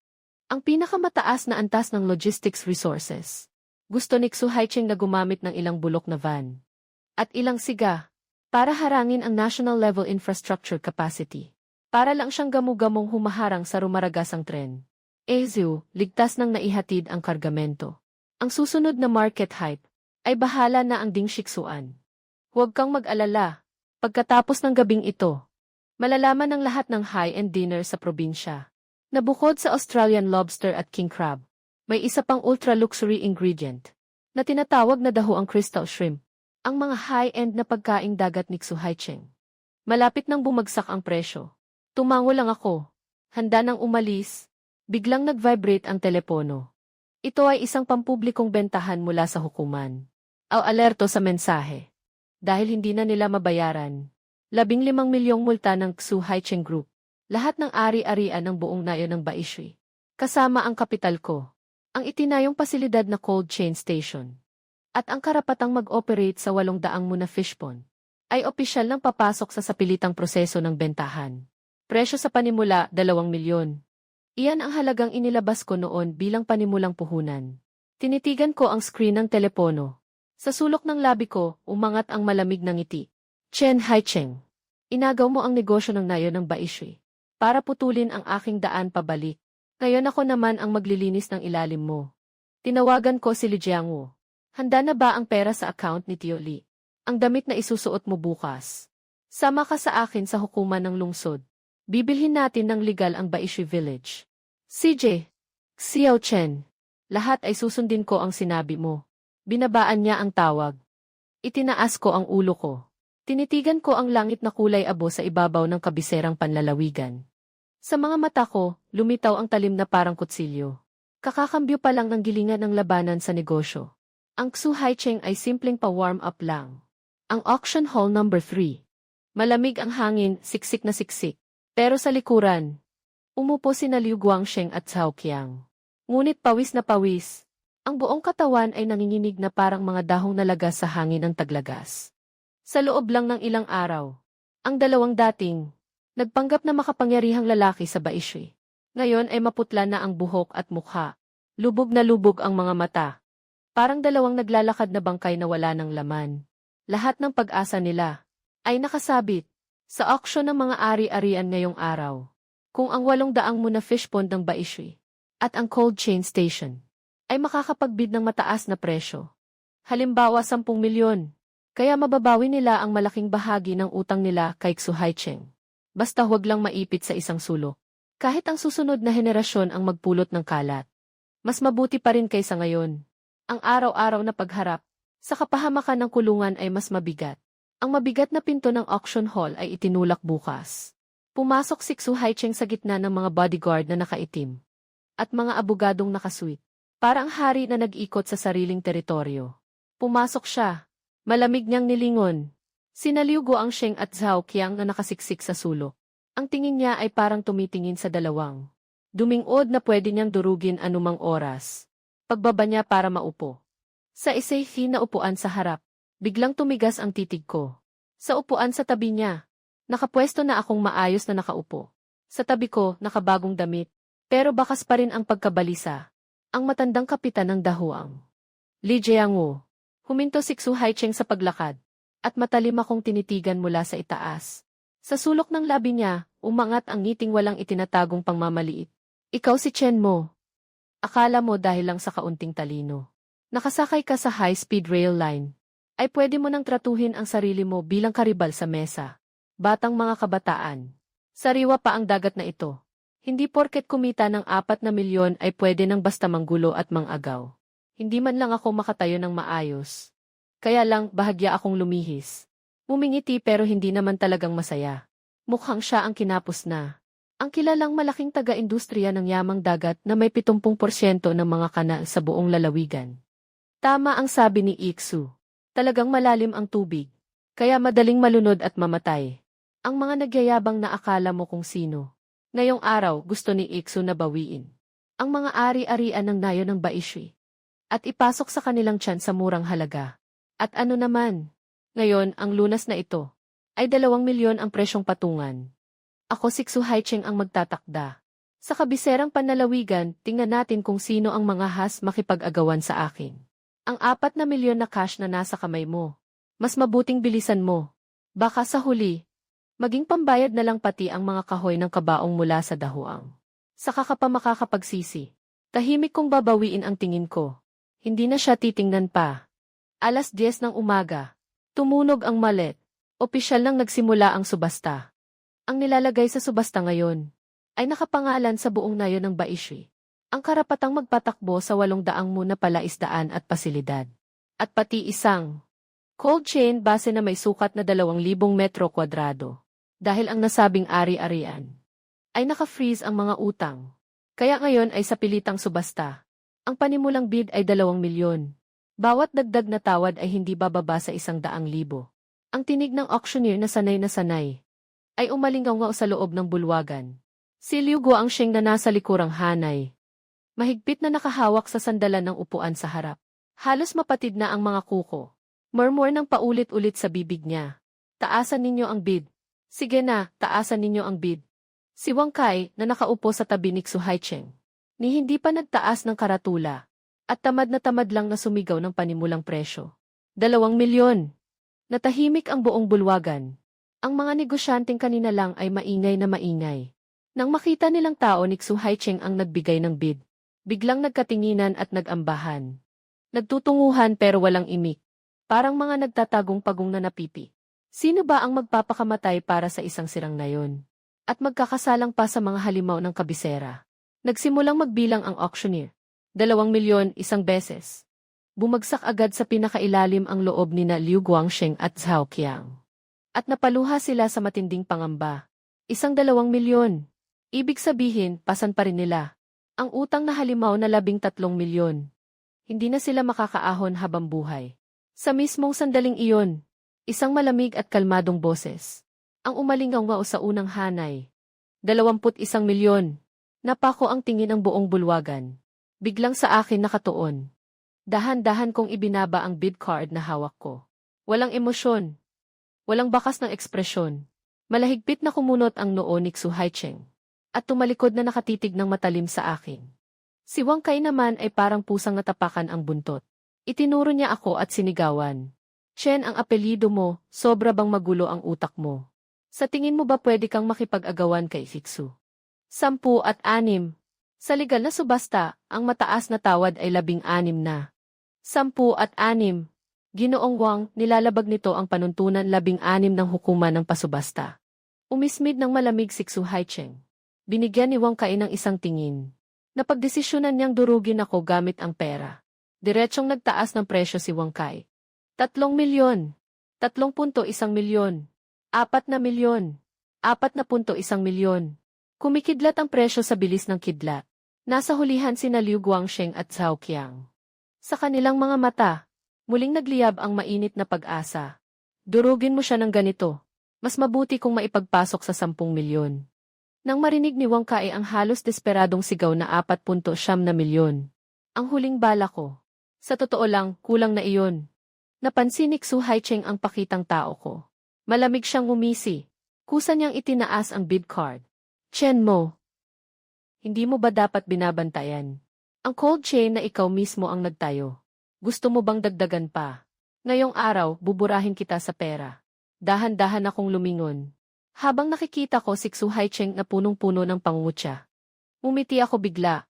Ibinaba ko ang bid card sa kamay ko. Sumandal ako sa likod ng upuan. Hindi kalakasan ang boses. Pero malinaw itong umalingaw sa buong hall ng pasubasta. Talagang mayaman at basto si Ginoong Xu. Pero bago kayo magbayad, may mabuting paalala ako. Ngayong umaga, nakita ba ninyo ang panloob na anunsyo ng tanggapan ng kapaligiran? Natigilan si Xu Haicheng. Biglang nagbago ang mukha ng abogado sa likod niya. Mabilis niyang hinugot ang telepono at baliw na nag-refresh ng pahina. Malakas na sigaw ni Wang Kai.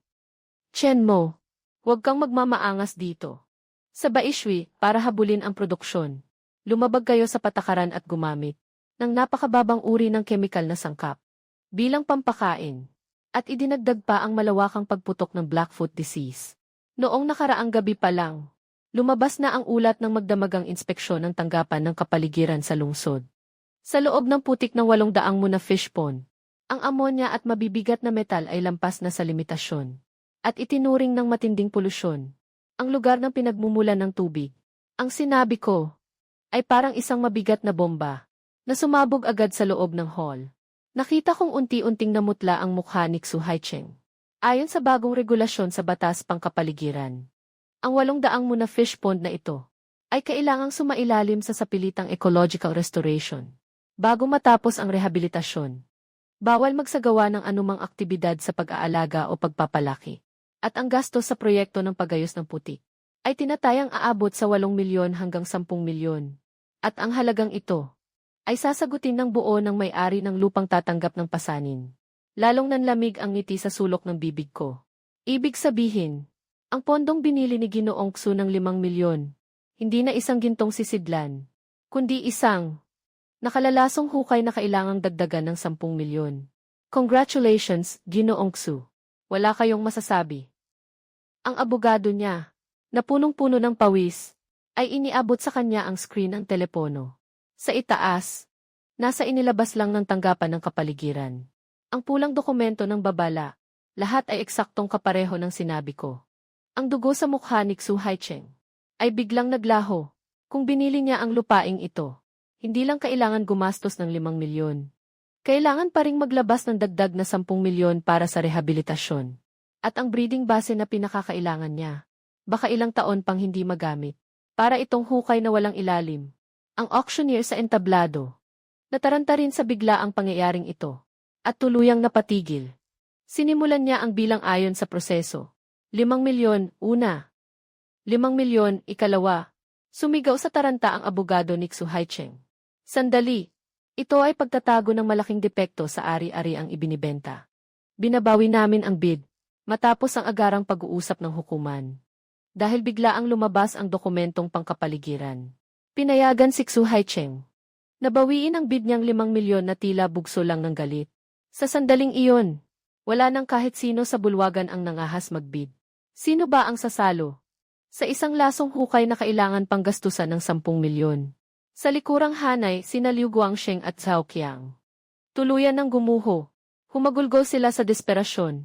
Ibig sabihin nito, hindi lang naging walang halaga ang mga ari-arian nila.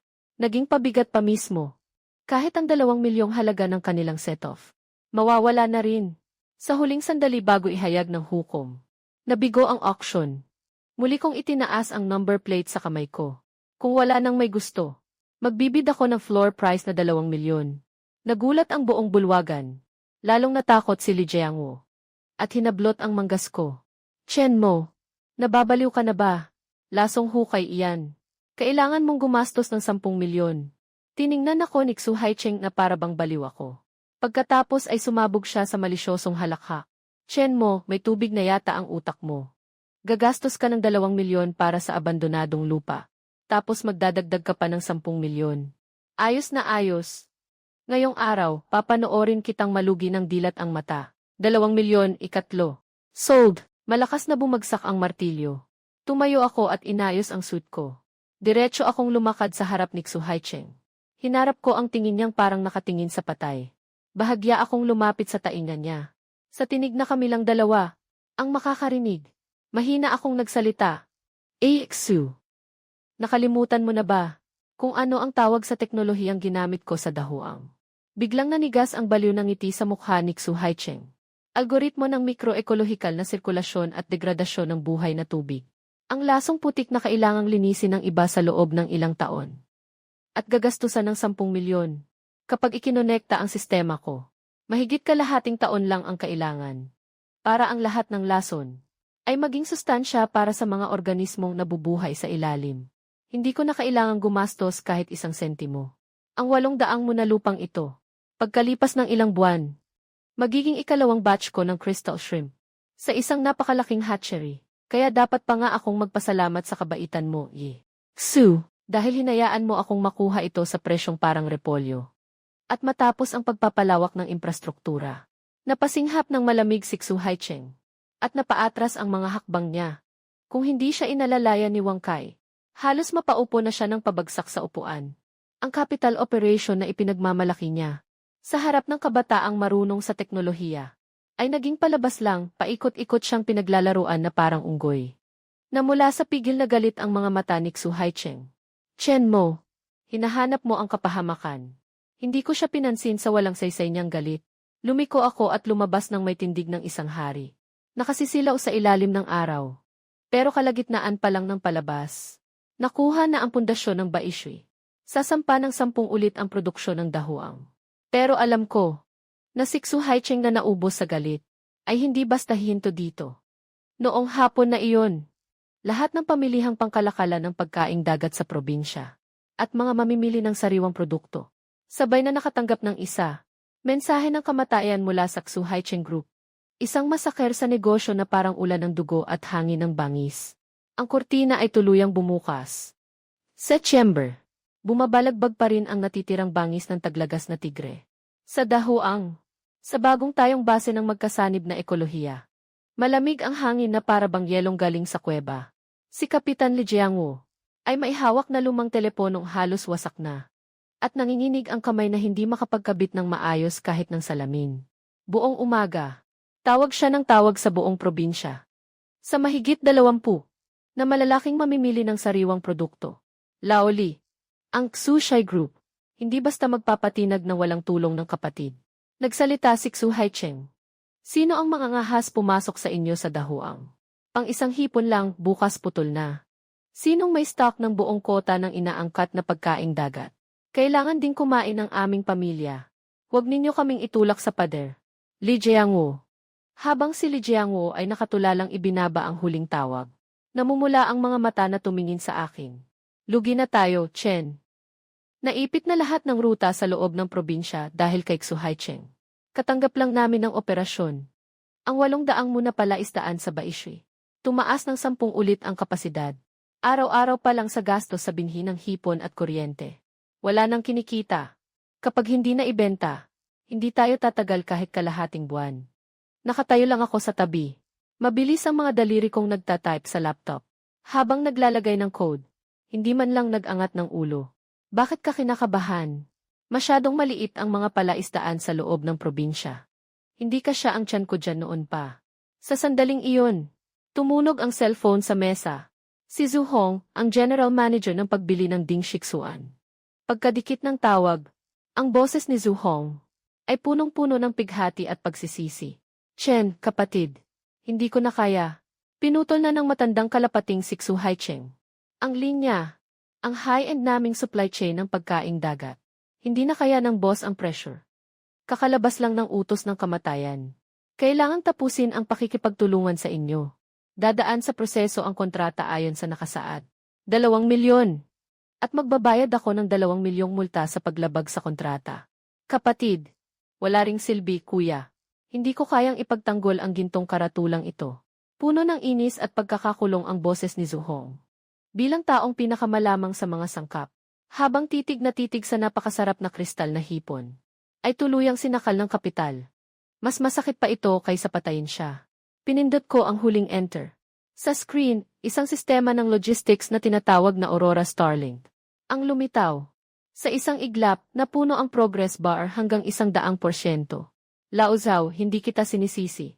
Kinuha ko ang itim na kape sa tabi ko. Humigop ako. Napakakalmado ng tono ko, halos nakakakilabot. Pero bilang kaibigan, bibigyan kita ng isang payo. Lumipat ka na ng trabaho habang maaga pa. Sa sandaling yumuko ang Ding Shixuan sa kapital. Matagal na itong nasipa palabas. Sa mesa ng pinakamataas na antas ng industriya ng pagkain sa bansa. Ibinaba ko ang tawag. Tinitigan ko ang siksikang nasa screen. Mga data node na kumikislap sa berdeng ilaw. May malamig na ngiting sumilay sa gilid ng labi ko. Akala ni Xu Haicheng. Kapag pinutol niya, ang mga wholesaler at chain hotel sa buong probinsya, maaipit niya ako hanggang mamatay sa dahuang. Isa lang siyang lokal na hari na sanay sa lumang channel. Wala talaga siyang alam na sa mata ng tunay na arkitekto ng digital supply chain, ang tradisyonal na patong-patong na modelo ng distribusyon ay matagal ng isa na lang bunton ng lumang bakal na dapat itapon sa basurahan. Isinara ko ang laptop at tumayo. Tio Lee, ipaalam mo sa lahat ng manggagawa. Simula 8:00 ngayong gabi, malakihang paghila ng lambat at huli ng hipon. Huhuli ng hipon. Kapag nahuli natin, kanino naman natin ibebenta? Si Boss Zhu nga, umatras na sa kontrata. Ibebenta natin sa buong bansa. Lumapit ako sa higanting mapa ng bansa sa dingding. Kinuha ko ang pulang panulat. Sa high-speed rail hub ng kabiserang probinsya, sa pandaigdigang paliparan. Sa daungan at sa mga karatig lugar. pati sa tatlong nangungunang lungsod na kabisera ng probinsya. Gumuhit ako ng ilang makakapal na bilog. Dahil binasag na ni Xu Haicheng ang mangkok sa loob ng probinsya. Babaklasin natin ang kisam ng larong ito. 10:00 ng gabing iyon. Sa pinakamataas na palapag ng punong tanggapan ng grupo ni Xu Haicheng. May hawak na baso ng red wine si Xu Haicheng. Nakatayo siya sa harap ng floor-to-ceiling window. Tanaw niya mula sa itaas ang gabi ng kabiserang probinsya. Napakaganda ng lagay ng loob niya. Xu, ayos na ang lahat. Pinakamatagal na niyang tatagal ang 10 araw. Mapuputol na ang cash flow niya. Pagdating noon, pupunta na tayo para pulutin ang bangkay niya. Ganyan talaga ang mga bata, masyadong mainit ang ulo. Hindi marunong yumuko. Ngumiti nang may panghahamak si Xu Haicheng. CJ, magpasa ka ng mensahe kay Chen mo. Basta luluhod siya sa harap ng kumpanya at magmamakaawa sa akin. At ibibigay ang pangunahing teknolohiya sa pagpapalaki ng crystal shrimp. Maaari kong pag-isipan. Nabilhin iyon sa presyong basurang 10 piso kada gin. At kunin ang bulok niyang kalat. Napakatalino ninyo, Ye. Xu. Nang babaling na si Wang Kai. Para lumabas at asikasuhin iyon. Ang pulang lihim na linya. Sa mesa ni Xu Haicheng. Biglang tumunog ng matinis at nakakatakot. Biglang ibinaba ang tawag sa kabilang linya. Para bang tinamaan ng kidlat si Xu Haicheng. Tila namuo sa isang iglap ang dugo sa buong katawan niya. Hindi pa man siya nakakabawi. Ang internal phone sa mesa. Ang cellphone ni Wang Kai. Maging ang pribadong cellphone ni Xu Haicheng. Sa sandaling iyon. Sabay-sabay na tumunog na parang sumabog. Nataranta si Wang Kai habang sinasagot ang tawag. Sa isang iglap, namutla siya na parang papel. AGE. Su, malaking gulo ito. Ang Chang'an Club sa kabisera. Ang first-class catering department ng airline. Pati ang pinakamalaking pribadong dining club sa Mudu. Lahat sila tumawag para kanselahin ang kontrata. Sabi nila, nakakita kami ng mas magaling sa atin. Mas matatag na supply ng sariwang seafood mula sa Live Oxygen Chain. Sino? Sino ang supplier na iyon? Lumunok si Wang Kai. Nanginginig ang boses. Sariwang seafood mula sa Star Chain. Ang legal na tao ay Chen Mo. Kumawala sa pagkakahawak si Xu Haicheng. Umatras ng 2 hakbang ang buong katawan. Bumangga ng malakas sa mesa sa opisina. Sa wakas na unawaan niya. Ang sinabi ni Chen Mo na malalim ang tubig. Ano ang ibig sabihin ng malunod ang elepante? Chen Mo. Hindi siya kailanman humingi ng kahit sinong makalumang. Balasubas. Nabuo ang pambansang cold chain at nagawa niya pang gamitin ang lumang pabrika. Natapos ang pambansang cold chain mirror at ginamit niya pa ang lumang pabrika sa halagang 1530 bilang arkitekto ng supply chain. Direktang nagsulat siya ng isang cloud-based direct supply system na kumonekta sa pinakamataas na antas ng high-speed rail sa buong bansa at sa aviation cold chain. Nilampasan ang lahat ng midleman mula sa pinanggalingang tubig at palaisdaan. Direktang ipinadala sa buong bansa. Hindi ito laban sa negosyo. Ito ay isang tuluyang pagwasak na suntok sa kompetisyon. Sa ilalim ng matinding opensiba ng apuyan, pakiramdam lang ni Xu Haicheng na kumikirot ang lalamunan. Isang lagok ng sariwang dugo. Direktang sumirit sa mamahaling alpombra. Sa loob lang ng 1 linggo, ang sariwang bersyon ng bayan ang probinsya. Nangyari na. Isang bitak na parang lindol na 12 antas. Nawala sa buong bansa. Ang tatak ng mga top-class na kliyente sa pagkain at inumin. Ang kapital na kadena ng Xu Haicheng Group. Biglang naputol. Nababaliw na pangungutang. Nagsisiksikan ang mga supplier para sa pagbabayad. Ang dating di matitinag na imperyo ng seafood. Parang isang gusali. Naubusan ng pundasyon ang isang malaking gusali. Nanganganib gumuho. At ang mas malungkot ang mga tao sa Baishui. Sa ibaba ng punong gusali ng Xushai Group sa probinsyang lungsod. Ilang gwardiya. Iwinawasiwas ang mga itim na goma na baton laban sa riyot. At pinatumba ang isang grupo ng mga gusgusing nakaputing kamisa. Ang mga taong mukha ng tuyot at pagod. Ang nangunguna ay sina Liu Guangsheng at Zhao Qiang. Ang notice kahapon. Nakadikit na. Sa bawat pinto ng bawat tahanan nila. Mga ari-arian ng buong komunidad ng Baishui.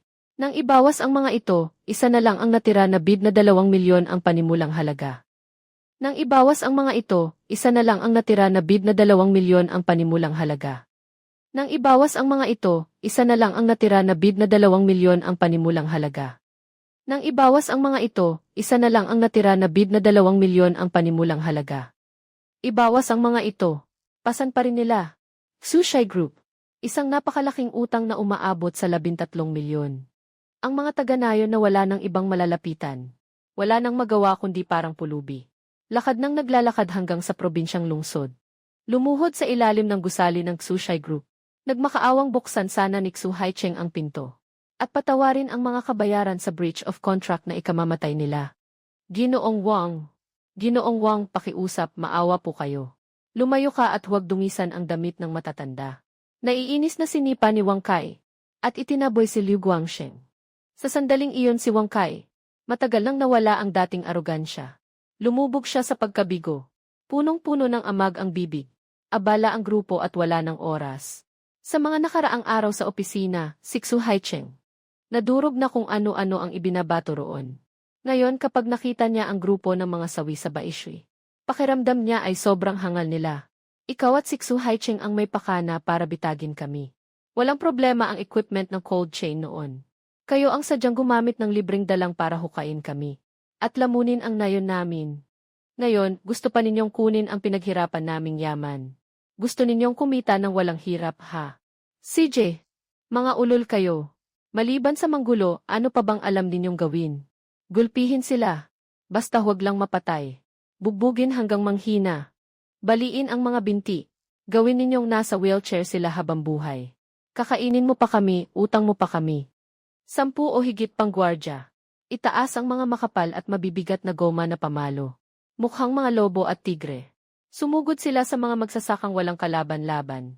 At ang tunog ng mga pamalo sa laman at mga sigaw na nakakatakot ay umalingaw-ngaw. Sa isang iglap, umalingaw-ngaw iyon sa buong liwasan. At ang mga taga-Baishui na binugbog ay halos hindi na makahinga. Nang tuluyan na silang malubog sa bangin ng kawalan ng pag-asa. Isang biglang malamig at marahas na ugong ng makina ang dumating mula sa malayo. Kasunod nito, 10 mabibigat na truck ng cold chain na parang mga bakal na halimaw ang pumasok sa pangunahing liwasan ng Sushi Group at hinarangan ng mahigpit ang malaking tarangkahan at lahat ng labasan. Sa likod ng mga truck, nasa kabitan ng karga, ang 4 na dambuhalang logo ng Aurora Starling. Sa ilalim ng araw, hindi makapagbuka ng mga mata si Wang Kai sa sobrang silaw. Sumunod ang isang itim ng bahe, at maayos itong huminto. Dahan-dahan na bumukas ang pinto. Bumaba ako ng sasakyan. Sinuyod ko sila ng malamig na tingin. Ang kalokohang bangayan ng mga asong nag-aagawan ng buto. Ang sumusunod sa likod ko ay si dating punong baryo Lijianguo ng Dahuang. At ilang kabataang malalakas at matitipuno. Ngayon, nagbago na sila ng anyo at balangkas. Naging mga pinuno na ng Starling.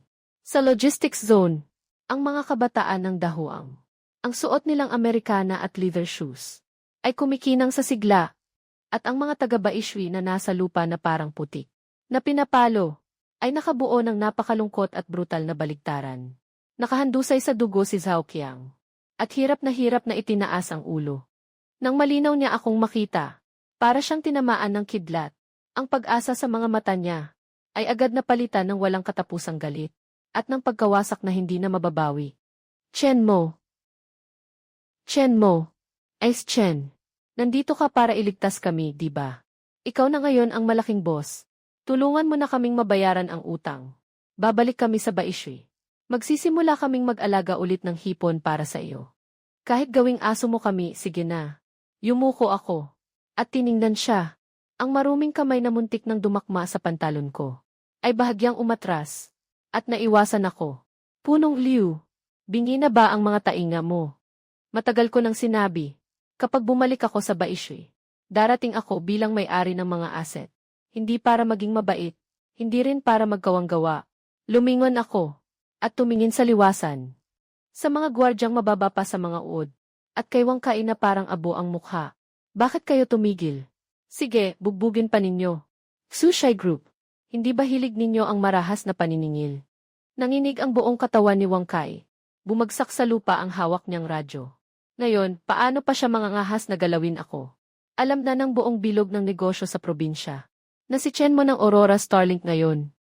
Ang buhay na Diyos ng yaman ng mga pangunahing fresh food channel sa bansa.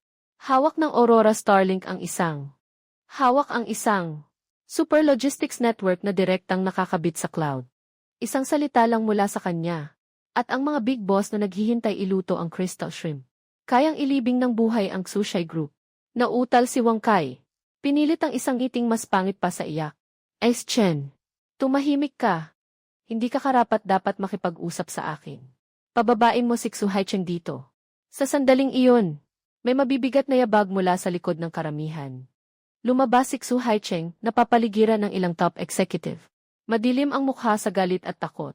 Sa loob lang ng ilang araw, ang dati niyang perpektong suklay na buhok paatras ay magulo na parang dinaanan ng bagyo. Puno ng pulang ugat ang mga mata niya. Para siyang tumanda ng 10 taon. Chen Mo. Kapag pinapatay ang tao, sapat nang yumuko ang ulo.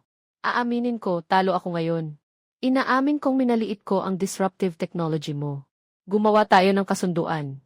Magpasok ka ng kapital at kumuha ng shares sa grupo namin. Gamitin natin ang offline warehousing network ko. At ang online live seafood logistics mo. Magtulungan tayo. Tungkol naman sa 13 milyong masamang utang ng Baishui. Gawin mo na lang itong welcome gift ko. Burado agad, isang guhit lang. Nang marinig ang salitang burado agad, ang mga taga-Baishui na nasa lupa ay tumigil lahat sa pag-iyak. Nakatitig sila sa akin nang nagmamakaawa. Halos pati paghinga ay huminto. Isang tango ko lang. Makakaahon sila mula sa impyernong wala nang balikan. Pabalik sa mundo ng buhay. Tahimik kong tinitigan si Xu Haicheng. Bigla akong umiti. Palakas ng palakas ang tawa ko. May lamig at pangutsang tagos hanggang buto. Xu Haicheng, hindi mo pa rin bagets ang sitwasyon. Ang gusto ko ay ang pagbagsak mo. Dala mo ang basurang kumpanyang malapit ng malugi. Tapos makikipag-usap ka sa akin tungkol sa alyansa. Tumalikod ako. At mula kay Li Jiangwo sa tabi ko. Sa loob ng hawak niyang attache case, kumuha ako ng makapal na dokumento. Walang awa ko itong inihagis kay Xu Haicheng. Tumama sa mukha niya at nagkalat sa sahig ang mga papel. Ang fresh food market na gusto mo. Kinain ko na ng buo. Tungkol naman sa deal na sinabi mo. Pumunta ako rito ngayon. Hindi para makipagnegosyo. Yumuko si Xu Haicheng at tiningnan ang mga dokumento sa sahig. Nang malinaw niyang makita ang pamagat sa unang pahina. Para siyang naubusan ng lahat ng buto sa katawan. Nang hina ang mga tuhod niya.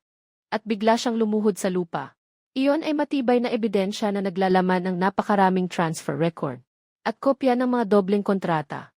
Pumunta ako para magsampa ng reklamo sa Economic Crime Investigation Unit at sa Tax Bureau. Sa tunay kong pangalan, pinaghihinalaan ang Sushi Group ng sabuatan sa Pandaraya. Pagpirma ng dobleng kontrata. Malakihang pag-iwas sa buwis, at pagkuha ng mga tauhan para manggul at maghasik ng gulo. Pagkabitiw ko ng mga salitang iyon, sa labas ng plaza, ang nakabibinging wangwang ng pulis ay papalapit mula sa malayo. 6 na sasakyan ang humarurot papasok, at tuluyang isinara, ang huling ruta ng pagtakas ng Sushi Group. Sa wakas, dumating ang tunay na patibong na walang lusot, kasabay ng malamig na kalansing ng posas. Isinakay si Xu Haicheng at Wang Kai sa sasakyan ng pulis. Ang naghihintay sa kanila ay mahabang investigasyon ng Economic Crime Unit at wakas na habambuhay na pagkakakulong. Ganap na na-freeze ang mga asset ng Sushi Group. Noon, ang seafood tycoon na kayang paikutin ang buong merkado ay naglaho na parang abo sa loob lang ng isang hapon. Makalipas ang 3 araw. Sa Baishui, matindi pa rin ang sikat ng araw ng Agosto. Sa hangin ay kumalat ang amoy ng nabubulok na patay na hipon. Isang bahong nakakasuka. Sa ibabaw ng palaisdaan, lumulutang ang makapal na sapin. Nang berdeng lasong lumot, ang baryong dating puno ng buhay. Ngayon ay tila isang piraso ng lupa. Nanilimas ng salot at naging patay na lugar. Ilang off-road na sasakyan. Ang maayos, na huminto sa harap ng bakuran ng komite ng baryo. Pagbukas ng pinto ng sasakyan, tinapakan ko muli ang lupang ito. Ang lupang dati kong binuhusan ng di mabilang na pagod at dugo. At pagkatapos ay walang awang itinaboy ako palayo. Sa loob ng bakuran, siksikan at nakalumpasay ang mahigit 100 taga-Baishui. Wala na sa kanila ang dating pagkahibang at yabang ng maghasyan sila sa pera. Bawat isa ay marumi, maputla at lugmok. Parang tuyong kahoy na ubos na ang buhay. Bumagsak man ang Sushi Group. Hindi magbabago ang hatol ng korte. Ang kolektibong ari-arian ng Baishui ay na-auction na para pambayad utang. At ang mga bahay at ipon na nakapangalan sa kanila ay nananatiling nasa bingit ng liquidation at pag-freeze anumang oras. Sa pinakaharap ng mga tao, Si Liu Guangsheng ay may isang braso na nakasuot ng cast, habang si Zhao Qiang, dahil bali ang mga tadyang, ay masakit na nakayuko lang. Nang makita nila akong papalapit, biglang nanginig ang buong katawan nila. Puno ng matinding takot ang mga mata nila. At may kapirasong ilusyon na baka may pag-asa pa. Punitin ninyo. Bahagya kong inilingon ang ulo ko. At inutusan ang mga kabataang taga-dahuang sa tabi ko. Ilang kabataang mabilis kumilos. Ang agad na lumapit sa tarangkahan ng bakuran ng komite ng baryo. At sa pinto ng cold chain base station. Pinunit nila ang mga seal. Kasunod nito, inilabas nila ang bagong titanium alloy na karatula. At ikinabit sa pader gamit ang umuugong na electric drill. Nakasulat sa karatula ang ilang malalamig na malalaking salita. Aurora Starlink. Ikalawang live breeding base. Hirap na lumunok ng laway si Liu Guangsheng. Sa alalay ng dalawang taga-baryo. Pilit siyang tumayo. Pinigan niya ang isang ngiting mas masahol pa. Kaysa sa pag-iyak, halatang nagpapalakas. Ice Chen. Ito ba ay? Binili na ninyo ang buong baryo. Ibig sabihin ba nito? Makakasunod na ulit kami sa inyo. Gaya ng dati. Tio Guangsheng. Mukhang may maling pagkaintindi kayo sa salitang binili. Hindi iyon ang iniisip ninyo. Sa starting price na 2 milyon. Binili ko ang lahat ng contracting rights sa mga palaisdaan dito. At ang karapatang gamitin ang cold chain base station. Ibig sabihin, mula ngayong araw, ang 800 munang lupain sa Baishui. Bawat patak ng tubig, bawat hibla ng damo, pati ang putik na tinatapakan ninyo, ay pag-aari na ng apelidong Chen. Mula sa aking briefcase, hinugot ko ang isang makapal na salansa ng kontrata sa paggawa. At basta ko itong inihagis sa lupa sa harap nila. Pumasok na sa bankruptcy liquidation ang Xushai Group. Ang mahigit 10 milyong penalty ninyo sa breach of contract. Ang bulok na utang na iyon. Pansamantalang itinigil ng korte ang compulsory enforcement. Kaya hindi muna kayo matutulog sa kalsada. Pero dito sa akin, hindi ako nagpapakain ng palamunin. Itinuro ko ang ilang daang mo sa malayo. Ang mababahong palaisdaang puno ng lasong tubig. Malamig ang boses ko na parang kutsilyong binabad sa yelo. Dahil nagtipid kayo. At basta gumamit ng mababang klaseng kemikal na pakain. Ang putik sa ilalim ng mga palaisdaang ito ay malubha ng kontaminado. Para makapasok ang microecological circulation system ko. Sa site, kailangang unahin ang 30 sentimetro ng lasong putik sa ibabaw. At linisin lahat ng mano-mano. 800 mo ng lasong putik. Hindi makakapasok ang excavator. Gusto kong hukayin ninyo iyon para sa akin paunti-unti. At dalhin sa itinakdang purification pond. Ang sahod ay kakalkulahin ayon sa pinakamababang market rate. 100 yuan kada araw. May kasamang isang tanghalian. Pagkasabi nito, biglang sumabog ang ingay sa gitna ng karamihan. 100 yuan lang kada araw. Tapos pahuhukayin pa kami ng lasong putik ng mano-mano. Sa baho ng putik na iyon, mamamatay ang tao sa singaw. Chen mo, mas maitim pa ang budhi mo kaysa sa gahaman na Panginoong Mailupa. Kahit paano, mga nakatatanda mo kami. Ginagawa mo kaming parang hayop sa trabaho. Namula rin ang mga mata ni Zhao Qiang. Hawak ang nabaling tadyang habang umuungol siya. Ikaw na Chen. Huwag mo kaming apihin ng sobra. Kung kailangan, hindi na kami magtatrabaho. Lalabas kami at maghahanap buhay. Bigla akong natawa. Punong-puno ng lungkot at panunuya ang tawa ko. Inilabas ko ang isang credit blacklist. At itinapat iyon sa kanila. Kayong lahat ay nakalista na ngayon sa korte. Bilang mga judgment debtor na nawala ng tiwala. O sa simpleng salita, mga takas-utang. Hindi kayo makakabili ng high-speed rail ticket. Hindi rin kayo makakasakay ng bus. Kahit pumunta pa kayo sa bayan. At mag-apply sa kahit anong lehitimong pabrika. Sa sandaling tingnan nila ang inyong V. Itataboy nila kayo palabas. Kahit bank card, hindi na kayo makakakuha. Ano ang gagamitin ninyo para makapagtrabaho sa labas? Ngayon, mga invisible na tao na kayo sa lipunan. Maliban dito sa akin. Sa buong probinsya, wala nang ibang lugar na mangangahas tumanggap sa inyo. Hindi ba mahilig kayong magsalita tungkol sa realidad? Ito ang realidad. Nabalot ng patay na katahimikan ang buong paligid. Tanging ang hagulgol ng hanging dumadaan sa bulok na putikan ang naririnig. Lahat ng dignidad, ilusyon at kasakiman. Sa sandaling iyon, ay dinurog ko gamit ang pinakamalamig na datos at mga patakaran. Hanggang maging pulbos, nanghina ang dalawang tuhod ni Liu Guangsheng. At muli siyang lumuhod sa lupa. Umaagos ang luha ng matanda. Sa wakas, napagtanto nila na dahil sa kakarampot na pakinabang noon, ibinenta pala nila ang napakahalaga nilang kalayaan. Pipirma ako. Isang payat na taga-nayon ang nanginginig ang kamay. Habang pinulot ang kontrata sa lupa, idiniin niya roon ang pulang tatak ng dugo. May nauna na. Sinundan agad ng pangalawa. Di nagtagal, daan-daang taga-nayon ang pumila. Parang mga bangkay na naglalakad. Pumirma sila sa kontratang pangtrabaho na halos kasulatan ng pagkaalipin. Tumango ako ng kontento. Iniligpit ko ang mga kontrata. Mabuti. Dahil pumirma na kayo, susundin ninyo ang mga patakaran ko. Iyong dati ninyong pagkatamad sa trabaho. At ugaling mandaya at magbawas sa kalidad. Itago na ninyo ng mabuti. Pinitik ko ang aking mga daliri. Bumukas ang mga kaha ng ilang truck. Ang mga manggagawa mula dahuang ay nagbaba ng mga kahon-kahon ng itim na elektronikong kagamitan. Iyon ay mga bagay na parang pulseras pang ehersisyo. Kumuha ako ng isang pulseras. Malamig ang boses ko habang inanunsyo ang susunod na mga patakaran sa pamamahala. Ito ang sistema ng Starlink. Kasama nito ang pagsukat ng palatandaan ng katawan at pulseras na tumutukoy ng lokasyon.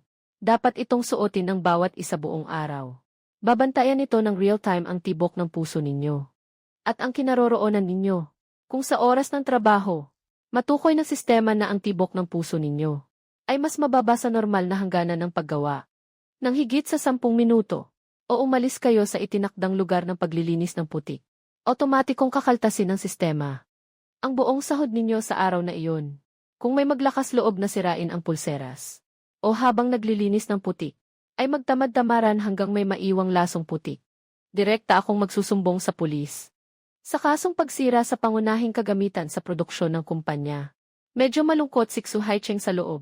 Malaya kayong pumasok at samahan siya. Digital na pagbabantay. Pamamahalang gamit ang algoritmong walang awa. Ito mismo ang inihanda ko para sa grupong minsang nagtaksil sa akin.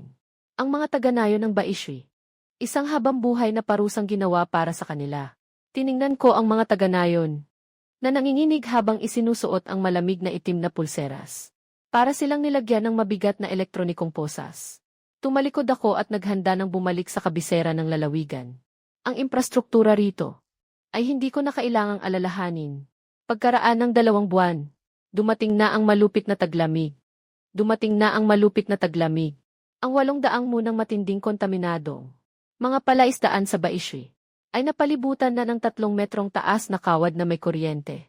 At tuluyang isinara. Humahagulgol ang malamig na hangin. Kasabay ng nagyayelong mga taliptip ng niebe. Sina Liu Guangsheng at Zhao Qiang ay nakasuot ng sira-sirang kaputing goma na panlaban sa tubig.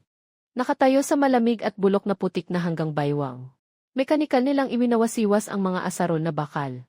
Dati, sanay sila sa maginhawang buhay. Nabusog sila sa mga komisyon hanggang tumaba ang katawan. Ngayon, payat na sila na parang tuyong kahoy. Puno ang mukha nila ng namumulang lilang sugat dahil sa lamig. Ang itim na pulseras na pangbantay sa pulso ni Zhao Qiang ay biglang naglabas ng matalim na pulang ilaw. Sa tabi, ang malakas na loudspeaker na nakasabit sa poste ng kuryente ay agad nagpatunog ng malamig at sintetikong boses. Código 007. Zhao Qiang, bumagsak ang tibok ng puso sa ibaba ng hangganan ng paggawa. Babala sa mahigpit na pagmumonitor. Mahigpit na inspeksyon ngayon. Kung hindi makumpleto ang 3 toneladang target sa paglilinis, ibabawas ang lahat ng bigas na rasyon at isasagawa ang huling likidasyon. Kapag narinig ang salitang huling likidasyon, napahingal si Zhao Qiang sa takot. Parang nabaliw. Nagsipagpumiglas siya at nagtulakan papasok sa truck. Winalis ang mga amoy na umaalingasaw. Yung itim na putik na nangangati ang ilong at amoy kemikal. Hindi siya nangahas tumigil. Hindi siya nangahas huminga ng malalim. Dito ko ibinigay sa kanila ang gabing ito. Naglapat ako ng isang napakabangis na mga patakaran sa survival game na walang limitasyon. Sa ganitong totoong kubong parang bakal ang pagkakulong. Ang araw-araw na antas ng paglilinis. Ang buhay na kuota nila. Kapag naabot ang target, may kapalit. Na mainit na lugaw na kanin. At isang kolektibong silid na may init. Kapag hindi umabot sa target, mababawas ang survival points. At mapapapunta sa abandonadong bahay na walang bubong para mangginaw. At kapag naubos ang mga puntos, tuluyan silang mawawala ng lahat. Ang tanging makakapagpahintulot sa kanila na mabuhay sa matinding lamig na ito, ay ang mismong pagtatapon sa bakal na lambat, sa harap ng nakapanghihinang kawalang pag-asa ng malas na lipunan. Lipunan, ayokong mamatay, ayokong palayasin. Habang dumadaloy ang malabong luha ni Liu Guangsheng, gamit ang namamanhid sa lamig na mga daliri, kinukuskus niya ang nakadikit na lason at putik. Para silang isang grupo, na habang buhay na nakakulong, na mga hamak na dis sa paulit-ulit na deathloop. Araw-araw para lang sa pinakapayak na survival quota. Inusli ang huling kapirasong lakas.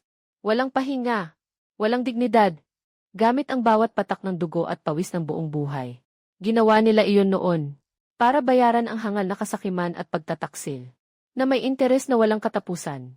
Noong sandaling iyon, huminto sa labas ng bakal na lambat ang isang itim na sasakyang pangnegosyo. Pagbaba ko ng sasakyan, sumalubong sa akin si Li Jiangwo kasama ang ilang opisyal. At magalang akong inasikaso. Luis Chen, ang progreso ng paglilinis ng lasong putik sa Baishui ay mas mabilis kaysa sa inaasahan.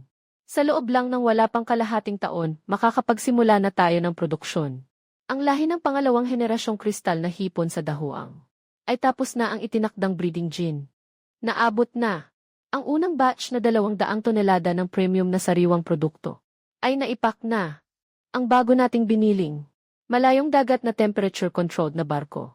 Sinulyapan ko, at hindi na makilala ang dating anyo ng mga taga-Baishui, na mga magsasaka, ay bahagyang tumango. Maganda ang takbo. Sa likod ng 50 metrong high-voltage na wire mesh, sina Liu Guangsheng at Cao Qiang ay tila may narinig na kaguluhan. Itinaas nila ang mga mukhang balot ng mabahong itim na putik, at nakatitig lang sa akin na tulala. Sa mga mata nila, wala na ang inggit, wala na ang put, ni ang pakiusap ay wala na. Ang natira na lang ay pamamanhid at takot. Hindi ko na sila muling nilingon. At sumakay na ako sa kotse. Makaraan ang ilang sandali, isang pribadong jet patungong ibayong dagat ang lumipad. At ako, haharap na sa bagong larangan ng laban.